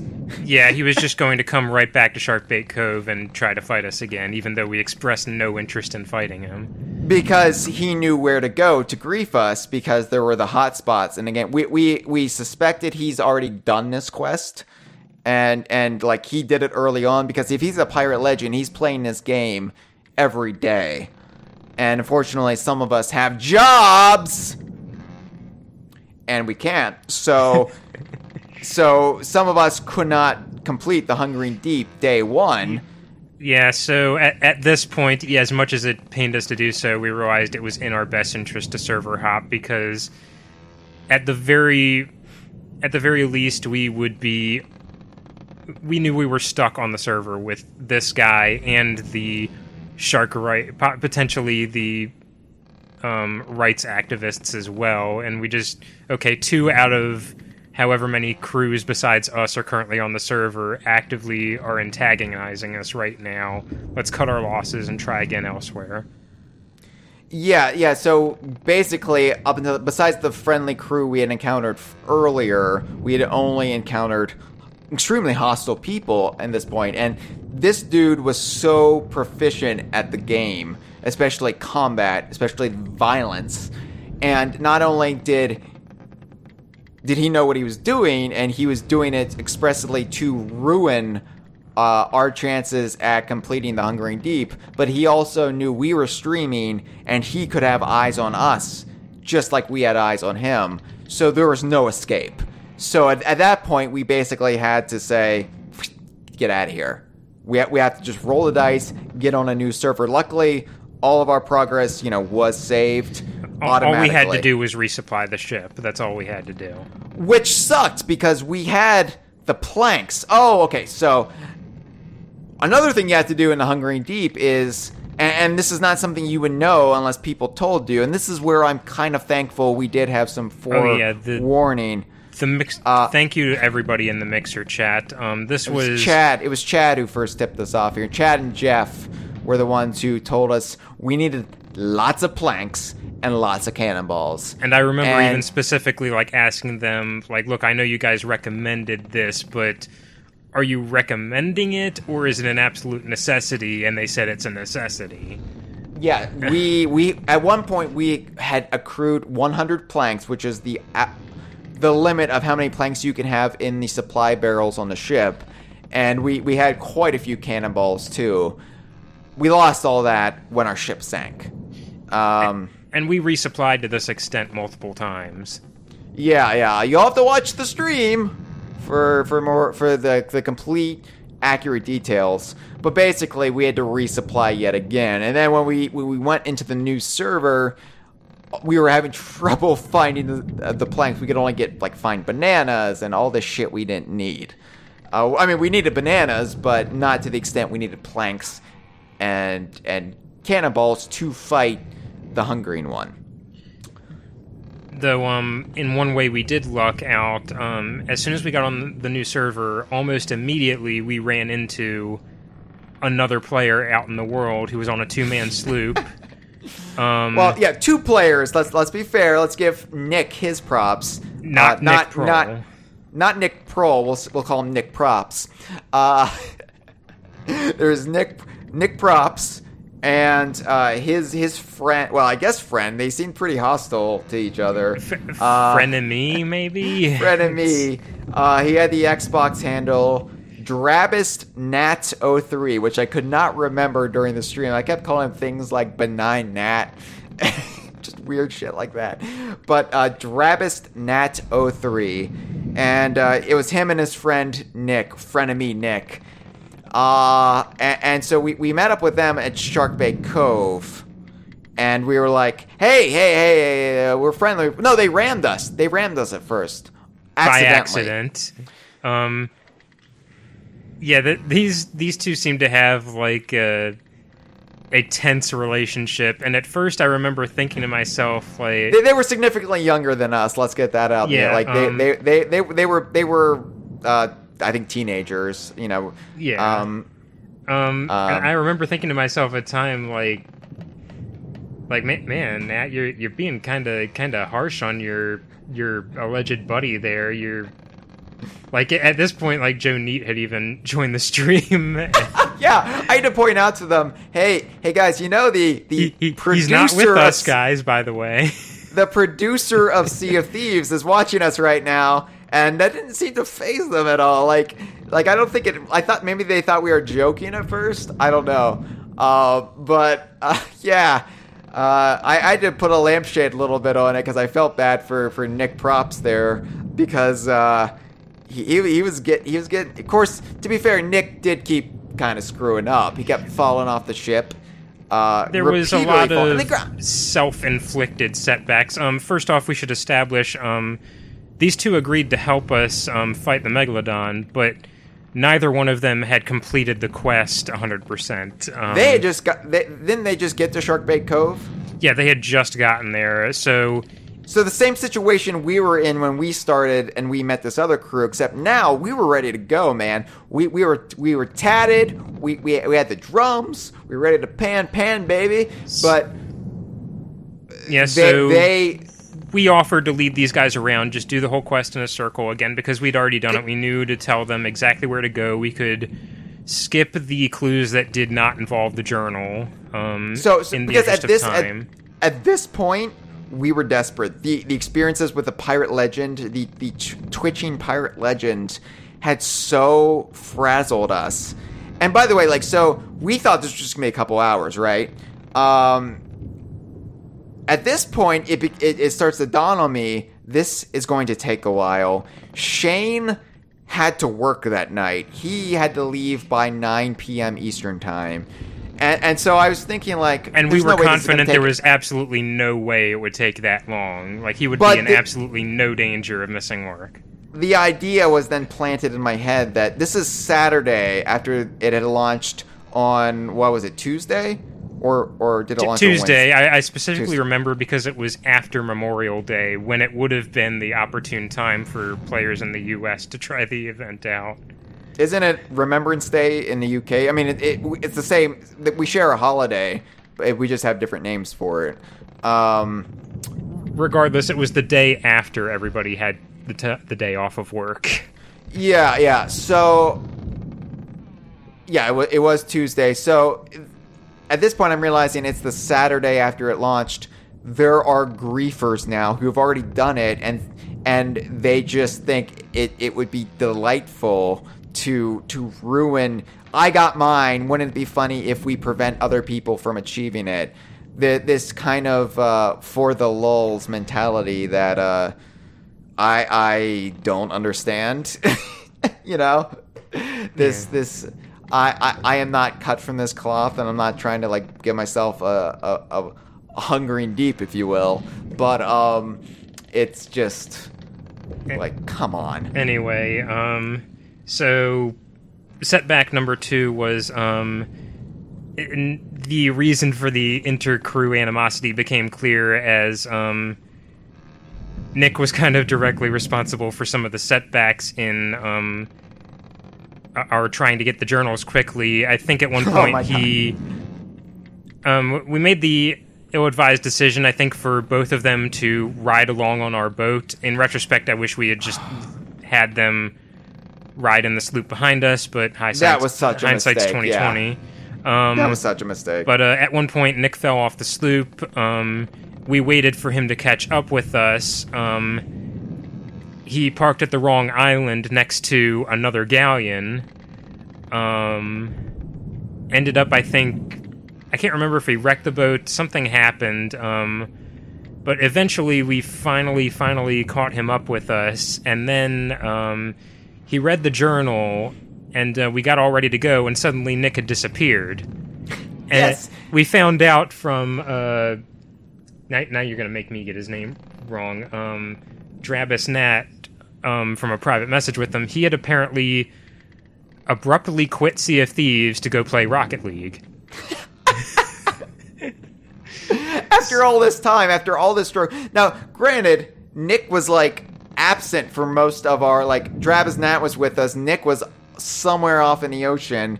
If you watch the stream, you'll see the off-screen adventures of Nick Props, and we. Yeah, and now this is where it gets interesting. Like, we use this to our advantage and kind of gamed the system in a really cool way. So by this point, DK Vine, Iron Finger, and good friend of the site, frequent Kongversation caller, the legendary Scraps, was in the Mixer stream and watching us. He was typing in the chat, and I forget whose idea this was at first. Was it Shane who thought of it? Maybe did you think of it? It definitely wasn't me. I think it was Shane then. At least suggested it. It may have been somebody in the live stream chat.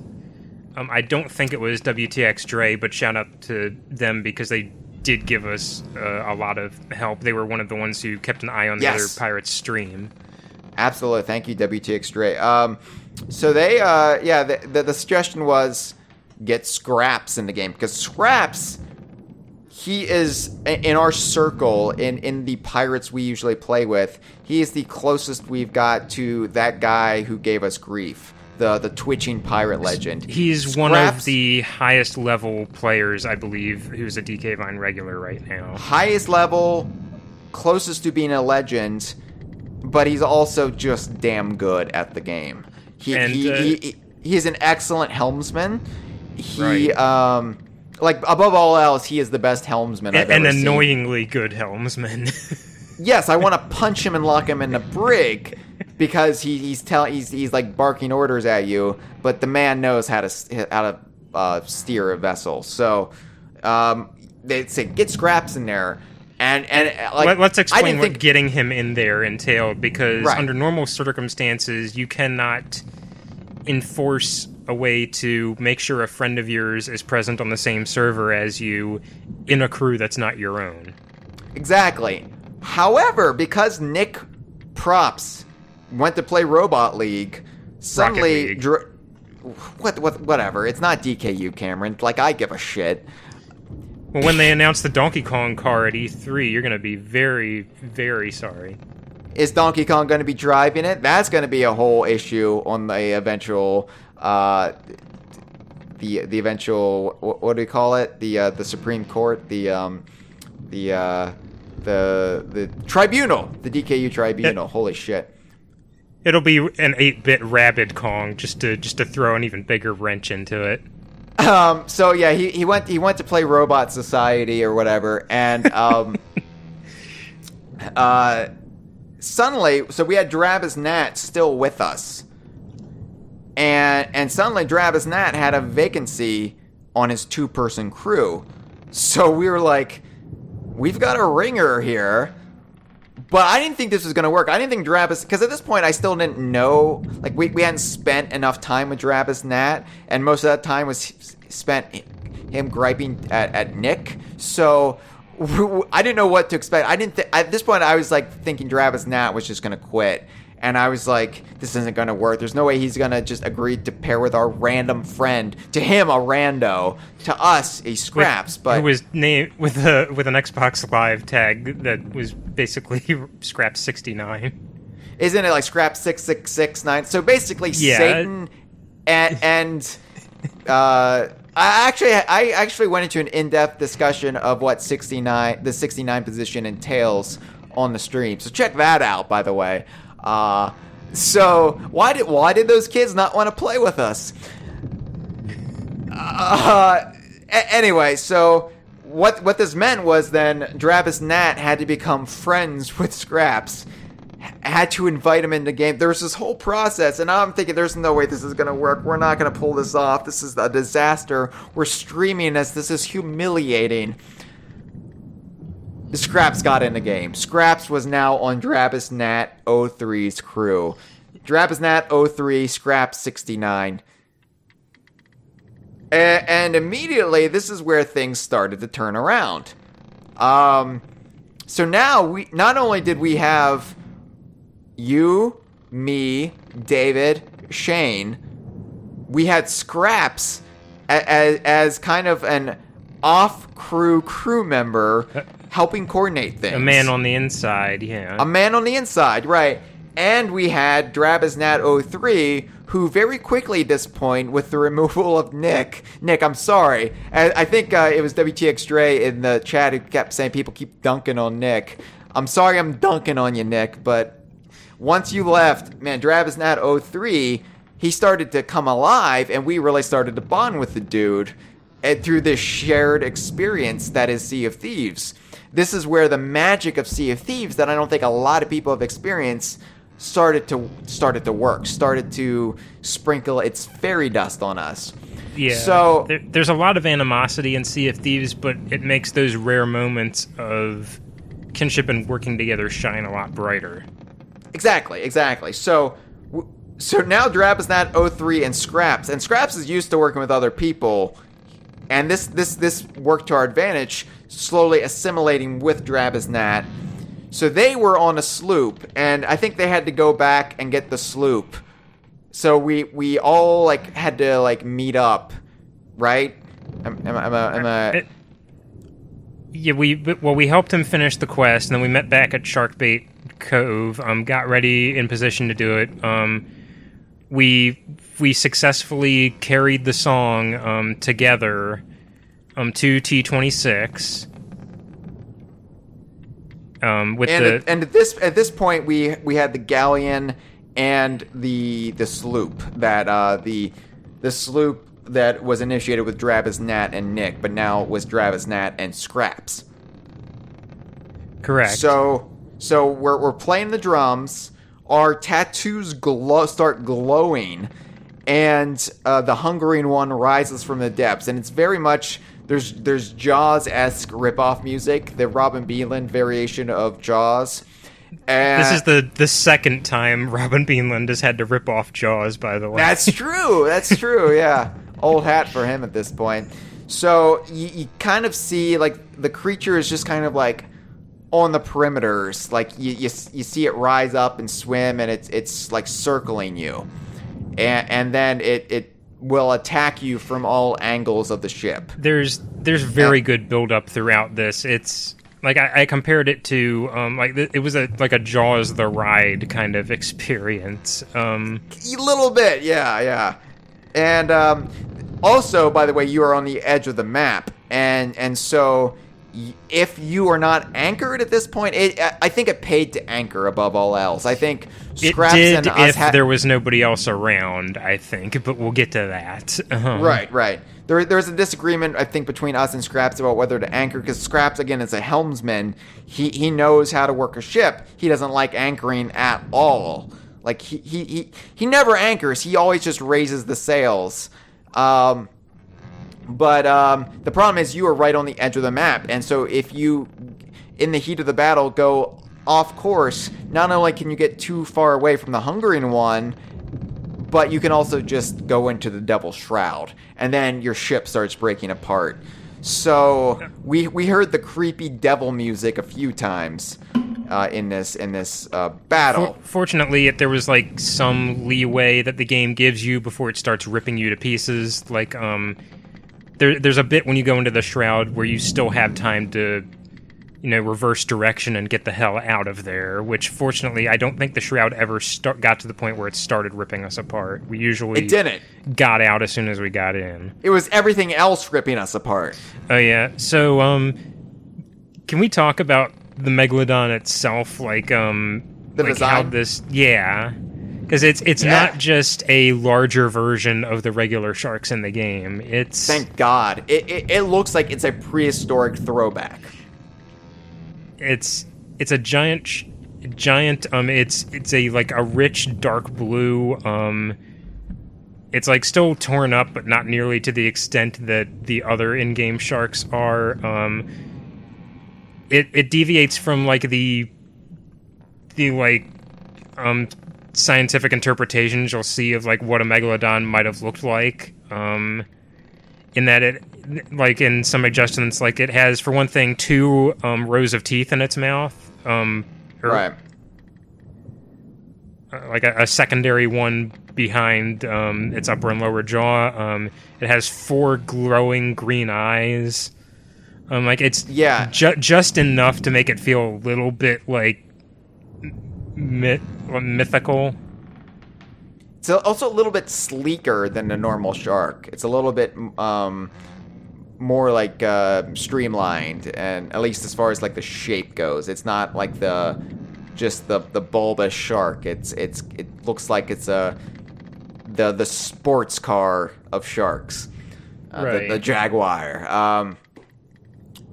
So yeah, I love the design of this, and like actually finally seeing it, because in the trailer we just saw like allusions to it. Illusions, Michael. But there were, there was just kind of the shadowy kind of overhead shot that still obscured all of the relevant details on the Rare Twitter page. So it was really cool seeing it, and I like props to the Sea of Thieves art team and everybody who had a hand in designing this, because this really looked like it was part of the world, but also not part of the world. It looked like it was from a different era of this game that already takes place in a different era. So, yeah, great job, and it's one of my favorite DKU creatures now. Yeah, it feels like it really has Rare's own stamp on the concept. Exactly. We did not successfully get the Megalodon at this point, though. Like, I was all amped up. I was like, we're here, we're doing it. We got scraps, we got Drabus Nat. What could go wrong? Let's clarify, it was not the Megalodon itself that did us in. No. At least not alone. So by the way, the Megalodon bites your ship, and it will attack. Like, there's no way to avoid it biting your ship. It will bite your ship. Like, it's not like you get off a perfectly timed shot before it bites you and you kill it. It takes around, if everything's going right, it can take at least 15 minutes for you to defeat the Megalodon. That's how, like, there's no hitbox, like, there's no life meter. You don't really know. It doesn't turn red like a tropical freeze baddie to let you know you're getting close to beating it. Exactly. You just have to have faith that you're doing damage. And that's I can see people having a problem with that, but that's part of the immersive style that Greg Mayles really likes. And I think, they could have changed color, but I think the fear of not knowing how much longer it's going to take, especially as your supplies start to dwindle, really adds to the experience. And the supplies do dwindle, by the way. They were not lying about those planks. Oh my god, yeah. So we were losing planks. We're losing cannonballs, but we were doing all right. Like, I felt good. Like, we were keeping our cool. We were having a pretty efficient, like everybody was coming together. David was always on top of, like, getting down below decks. I think David has taken on the role I used to really like to take on when I played the game, early on. And that's, he likes patching the ship. He likes plugging those holes. And David was on it. He likes bailing it out the ship. Everybody was doing their part, though. But there was a problem. Cameron, what was the problem? Yeah, so on approach to T26, there was a galleon following along with us to the spot. And we thought, like, this might be interesting. They might be coming along to help us take down the Megalodon. Absolutely. Because why else would they be there? So anyway, we get to the spot, we fight the Megalodon for a while. This other galleon has just sort of, like, effed off. They're just in the distance, kind of watching us. And we thought, it's a good show. It's a good show. Yeah, sit back and, enjoy it. Kick back. Have some popcorn. And at one point, like, for one thing, we're kind of, since we aren't anchored, drifting around aimlessly amidst this sea. At one point, they begin to approach us, and we think maybe they're going to fire at the Megalodon to, like, get it off our backs. No, they fire at us. Repeatedly, they fire on us, they board us, they kill all of us. And at this point, like, the Megalodon isn't antagonizing them much. I think it may have gone after them, like, once or twice, but it's primarily focused on us because we're the ones that pissed it off. So with the double whammy of the damage we'd already sustained from the Megalodon and the other ship blowing us apart like Swiss cheese, there was no way we were going to survive, and our galleon sank. At one point we just ran out of planks, and so we were just trying to bail out the ship as fast as we can. Well, that was actually a step removed from that, because after the galleon sank, we thought, well, oh crap, the Megalodon's going to despawn if we're not there. So we took the risk of not resupplying the ship and just getting back to... And by the way, if it despawns, that means we would have to go back to Merrick, play the song, and head back. So we just decided full tilt, we'll go to the T-26, and like the Megalodon can't possibly have that much health left. We'll do all right with however many planks we have. We definitely did not do all right. So at that point, after we had sunk, we just resupplied. We set out to meet back at T-26, and by that point, the Megalodon had disappeared. And I think at that point, Scraps and Nat, they had, while we sunk, they were still on the sloop, and they were tied to their ship too. You know, so if something happened to them, they would just respawn on their ship. So they were trying to keep the fight going for as long as they could. But then eventually they sank as well, because they're a sloop facing this thing alone. Right. And have already sustained damage from trying to help us with the galleon and such. But just eventually it disappeared. We got back there, and I don't know about you, but at this point, like, I seriously contemplated, like, we're going to have to end the stream here. Like, there's just failure. There's just absolutely... It feels like there's nothing we can do at this point. It felt like the world was against us. And I really like I at this point, like, we were all, if you watch the stream, we all had just this very, very bitter, downtrodden pallor to us. We were not happy campers. We like Cameron, I could feel the rage seething from you in particular. If you want to know what I'm like in my worst moments, give that stream a watch. And the thing is, like, at this point, we are watching the clock, and we're like, Shane will have to go to work. We are going to lose Shane. And at what point do we just call it? Because this is getting ridiculous. I don't think any of us had eaten. David was, like, only subsided on Chips Ahoy cookies. I just had a bottle of Mountain Dew Baja Blast that it was, like, gone at that point, but I had no solid food in me. Like, this was, at this point, just this endurance slog, and we kept getting, like, beaten down by other crews. And we felt obligated to keep going because we're on a stream. We're on a stream. We're DK Vine, damn it. And not only that, but this is a timed event, and E3 is coming up. This is the only day I've set aside to do this. So I would have to rethink my entire schedule for this next week before E3. And quite frankly, at this point, I'm already throwing up from stress and exhaustion. So, like, yeah, this is not good. And that's when the Pirate Lord cut us a break. The Pirate Lord? So to speak. Yeah. Oh, not the Pirate Legend. I thought you meant the twitching Pirate Legend. The Pirate Lord, yes. Well, so... But by the way, we could not just hop servers again to get away from this crew, because then we would lose Drabas, Nat, and Scraps. And Drabas Nat was the guy who got Scraps in the game in the first place. We would then have to find a galleon. Which, by the way, can we just point out, Drabas Nat and Scraps were still with us at this point. Like, yes. Hats off to both of you. Drabas Nat, like, he didn't even know us. He could have just gone to play the Cyborg Society at any point, but he didn't. Scraps, I believe, had no intention of playing the game at all that day.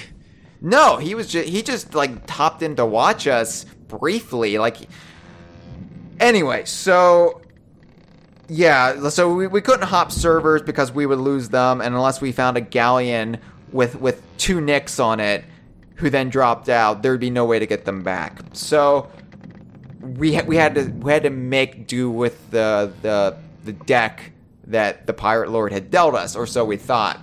So we just did it again. We just went back to Merrick.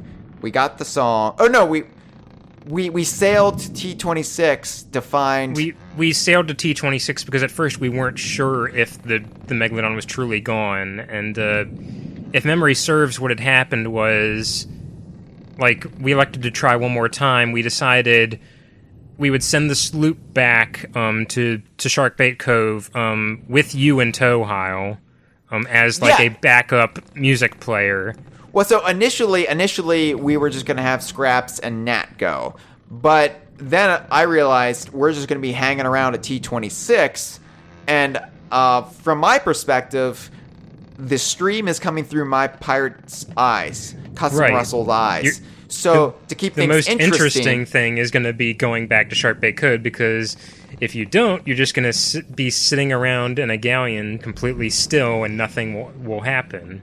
So I kind of waffled back and forth, and at one point they just took off, and I was like, okay, they're going, well, I'll stay here. And then Scraps like stopped and was like, just shoot yourself in a cannon. So I was like, okay, so I shot myself over, got on the sloop, we took off. So keep in mind, though, that if something were to happen to me, I would then respawn on our galleon at T-26. So now I was the one on a sloop, not my own, with a crew that was not an enemy crew per se, because there was Scraps and Nat, but tragedy could have still befallen me, and then I would have been back at the galleon. Yeah. So then, turns out immediately upon you leaving, something did interesting happen with the galleon, Yes. which was another galleon happened upon T-26, decked out in the Admiral paint job, the very flashy, like... Ponzi. The Ponzi paint job. Like some English person. Anyway, they happened upon us. We shouted with the speaking trumpet, like, hey, we're friendly. You guys want to help us out? And shockingly, yes, they were amicable. They wanted to do it. They seemed a bit confused at first, though. Like, there was a lot of trepidation. Like, we kind of explained a little bit of the situation, I think, to them. We asked them if they had the song and the tattoos. No, they did not have the song. But we had told them, hey, somebody from our crew is going to get the song. They're going to meet us back here. And they elected to wait with us. They put on the tattoos, I think. We kind of, like, did, like, a little parlay get-together. And then, as our two ships were sitting together, a galleon that looked suspiciously like the galleon that sunk us started to approach. So at this point, two galleons have approached our galleon, while Scraps, Nat, and myself are sailing back to Sharkbait Cove to get the song from Merrick. So I immediately, like, foreseeing the absolute worst, warned this crew next to us, like, hey, I don't know what this crew's gonna do. If they initiate hostilities, we can sink them together. As it turns out, the other galleon also offered to help us take down the Megalodon, but also did not have the song. So this ship, which we later did find out was the ship that tried to sink us earlier. What was their explanation for why they sank us? They thought we were shooting at them, I believe, was the explanation, which... Even though they saw a monster attacking us? I don't know if I entirely buy, but whatever, they helped us in the end, water under the bridge. I was too tired at that point to care. And also, we realized this was like our last shot. It absolutely was. So, we let those two crews know, hey, we have somebody coming. Let's all just hang out until we get here. And you guys get back at this point, all ready to face the Megalodon in sort of like a cozy little circle. We have 3 full galleons and a 2-person sloop. And I can't believe everybody waited for us to get back. Like that, from my perspective, being on the sloop, it was just like, are they actually going to stick around? Like, it was so weird, and it felt like so much pressure was riding on us to successfully bring back the song. And, so I remember I was playing the drums. I don't know if Nat was, but I know Scraps was steering. So it like, this is where like my hands were shaking, and I was just like so much is riding on it. It's like there are 3 different crews right now waiting at T26, waiting for me to bring back the song successfully. It was a weird amount of pressure I didn't expect. It's the beach kegger, and you're the one bringing the beer. Yeah, exactly. So yeah, we get all of these ships together. Scraps calls a representative from each crew over to the sloop to start playing the song, which was a great way to like bond everybody into this. Like it wasn't just our crew get on a sloop, because we couldn't leave the sloop. We had to be on the sloop because we were playing the song. So unless we were going to carry the song down and it just made more sense to get on the sloop. But to have the other crews join us, at least one person, then we were all bonded in shared the shared kickoff of the battle. And the battle began. Yeah, from there we summoned Meg again, and like, she tried her hardest to juggle these 4 ships now that were in her presence, all in a so we were anchored at this point. Group. Yeah, because the odds were in our favor to just sit there, really. And I mean, the battle kept going and going and going, and we had 3 galleons and a sloop, and nobody sank. Nobody sank. We all held together. We all maintained integrity. Like, I thought for sure some of these other galleons would sink, not having enough planks or cannonballs, not doing the amount of legwork we did. We all held together. Yeah, the fight was still long, but I think it was a heck of a lot more manageable, just by virtue of the fact that the Megalodon had to juggle 4 different targets. Yes. And unfortunately, like, It was great because I got some like really solid hits in on it too. Like, I got the cannonball down its throat, which is good, but you also it puts you right in a position to get chomped on. And I died a couple times. I don't know how many times you got killed by it. I'm sure a couple, but I can't remember. But it was finally taken out while I was on the Ferry of the Damned. So I did not get to see, me being the eyes of the stream, we did not get to see the victorious moment when the thing actually died. Did you at least get to see its bloated corpse floating in the water?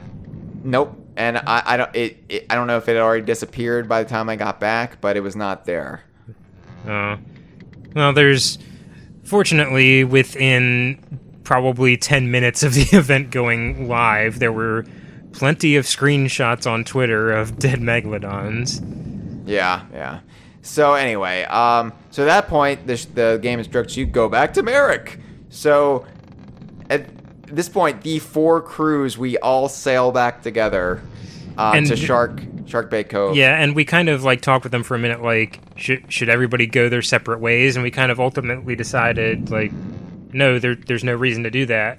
We didn't get any monetary reward out of doing this. We don't have anything to gain from fighting you guys. And at this point, we all had go back to Shark Bay Cove, talk to Merrick, and like have a party, basically. Yeah, we all had a level of camaraderie, having participated in this grand naval battle on the same side. When I first played Sea of Thieves and Chad gave our YouTube first impressions of it around E3 2016, I said this game is a little bit like going to war, where you are bonded with the people you do battle with, like on the same team, on the same side. And that kind of really came into focus here, where all of a sudden these 4 crews, I mean, our crew and then the Scraps Nat crew, which were basically our crew, and then these two other galleons, we were just like, we were all buddies at that point, you know? And I think at one point Shane had like found a treasure chest on one of their ships when we were back at Shark Bait Cove. The Admiral galleon was loaded down with treasure, but I just elected to ignore it out of the interest of camaraderie. And also, that's just not like, that's not who we are. He lifted a treasure chest from that galleon, and I think we like all told him like put it back. Yeah. That's not the pirate I want to be. So we went back to Merrick, and from Merrick you get what is it? It's the shark figurehead for your ship. It's not a shark figurehead. It's the hungering one. You also get the Shark Slayer title. Yes, if you want to wear. I'm too attached to Brave Vanguard to part with that. And but I think there's also a cosmetic reward in the form of a shark bite that you get. Yes. So yeah, the scar of a shark bite on your torso. And I'm not, like I said, I'm not somebody who wanted my pirate to have any cosmetic damage or battle scars at the start of the game. But after this event, I'm like, yes, I will wear this with pride. This is something that's going to be a part of my character from now on, because it just organically came about. It's a battle scar, and at the end of the day, this was like the most fun I've had, like I said, since I was a kid playing a video game. I want to remember this. I want this to be a part of my pirate going forward. This grand adventure full of highs, full of lots of lows, but ultimately full of thrilling, exhilarating victory. And really, that you ran the gamut of emotions, which is something. This was an emotional roller coaster. That wheel of emotions just careened wildly downhill and never stopped. So yeah, my pirate now. Granted, my pirate will be wearing a jacket over both the tattoo and the chomp bite, but it's going to be there. Like, you'll be able to see maybe some evidence of it, and just knowing that it's on my character fills me with a weird sense of pride. You know, I did this, along with my friends. And you did the Hungering Deep, and all you got was this lousy bite in your side. Speaking of friends, we do have a call from one of them, so we should probably take that. So, here we go. I wonder who it can be. It's not Nick. It's not Nick Props. Good day, lads. Scrap69 here. How's the cracking, eh? So, playing the Hungering Deep, eh? It's pretty good. I quite enjoyed it. So, just wanted to say that I reckon the Hungering Deep really revitalized the game, you know? It really brought back the spirit of working together again, which was kind of lacking since the game launched. Like, you know, lads would often just come up and blow each other up, whereas, you know, you have moments in Hungering Deep where you get screwed over by lads, but also moments of triumph where everyone comes together to fuck up a big shark. So, you know, I really enjoy it. I stopped playing Sea of Thieves for about a month as I burnt myself out, but this really revitalized my interest in the game again. So, yeah, Hungering Deep, it's pretty ace. Looking forward to, you know, more of it in the future, and I hope Rareware really takes some good lessons from it. So, yeah. Anyway, hey, Hyle, raise them sails, eh? Have a good one, lads. Fuck you, Scraps. Fuck you in the best way. Fuck you in your Hungering Deep. That may be the sweetest sentiment I've ever heard expressed from Captain Scraps, as it were. Yeah. No, Scraps is a big old softy on the inside. Hey, lads. Hey, lads. So, I completely agree. Like, I'm not somebody who ever, like, got bored with Sea of Thieves, but, I mean, I have to be honest, like, before the Hungering Deep, I was starting to, like, I was ready for more content at that point, just because I was so familiar with what you could do in the game. And at that point, it had been just enough time where I was ready for something new. I was ready to see some of these promises that were made before the game launch fulfilled and carried out. And holy shit, the Hungry Deep did it. Like I'm like so fanatical about this, Cameron. Like, I wasn't even expecting my enthusiasm level to be where it is before I played. Like, I was like, all right, the Hungry Deep. What? Like, I'm looking forward to it, but at the same time, I was trepidatious, and I didn't realize it was going to move me in such a weird way. And that camaraderie, that level of friendship building, that we're going into the trenches together, it was present in such a way that just putting pigs in cages or getting a lot of skeleton skulls wasn't really providing, but this really clarified it. And now that we have this groundwork of Bildrat quest and all this promise of what Cursed Sails is next, right? I believe so. Or is it what's it called? Skeleton Thrones or something? But the next big campaign is Cursed Sails. Cyborg Secret Treehouse Club, I think, is the name of it. No, the Hungering Deep, it's something. Like, it's amazing that it's only going to last 2 weeks, and it's something that I've only played once. Granted, I played it for 8 hours, so it's more than I played quite a bit of other things. But at the end of the day, like, it's amazing that such a brief window of time, such a fleeting moment in our lives, our gaming lives, will have such a big impact on me going forward. This was... What I think I ultimately really like about this is it's such a good marriage of a unique one moment in time event for people to experience, and the addition of new content to the game that will be with it throughout its lifetime. And I am so looking forward to seeing more of that in the future now. Yeah, Sea of Thieves is a growing, evolving world, and it's a growing, evolving experience. The game, it's going to be like wine or cheese. It's going to get better over time. Not cheese in my regard, because I'm being lactose intolerant. That just gives me very, very violent, propulsive diarrhea. But Sea of Thieves does not give me diarrhea, Cameron. And that way, you and everybody at home can still hunger for my deep. Thank you, everybody. See you at E3. This has been a File 2 production. Que rico. Oh, wait. I almost forgot my theory as to why there has to be more than one Megalodon other than the Hungering one. E3 would have been ruined had I not discussed this.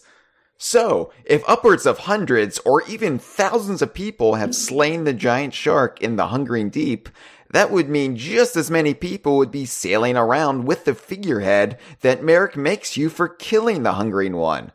But that makes no sense if there's just one. I mean, the one that took Merrick's legs and ate up his crew. So, we're to presume that there are multiple Megalodon in the waters of T-26, hunted to extinction by the end of the Hungering Deep event. So in your Sea of Thieves personal canon, you're the one who actually got the Megalodon that took down Merrick, and everyone else got a random prehistoric shark that Merrick erroneously made the figurehead for after you killed. Right? So, your description to him ultimately made him realize that you were the one who actually got the Hungering one, and everyone else just got a pretender. That would have been a plot hole so huge you could sail a galleon through it. Glad we resolved that.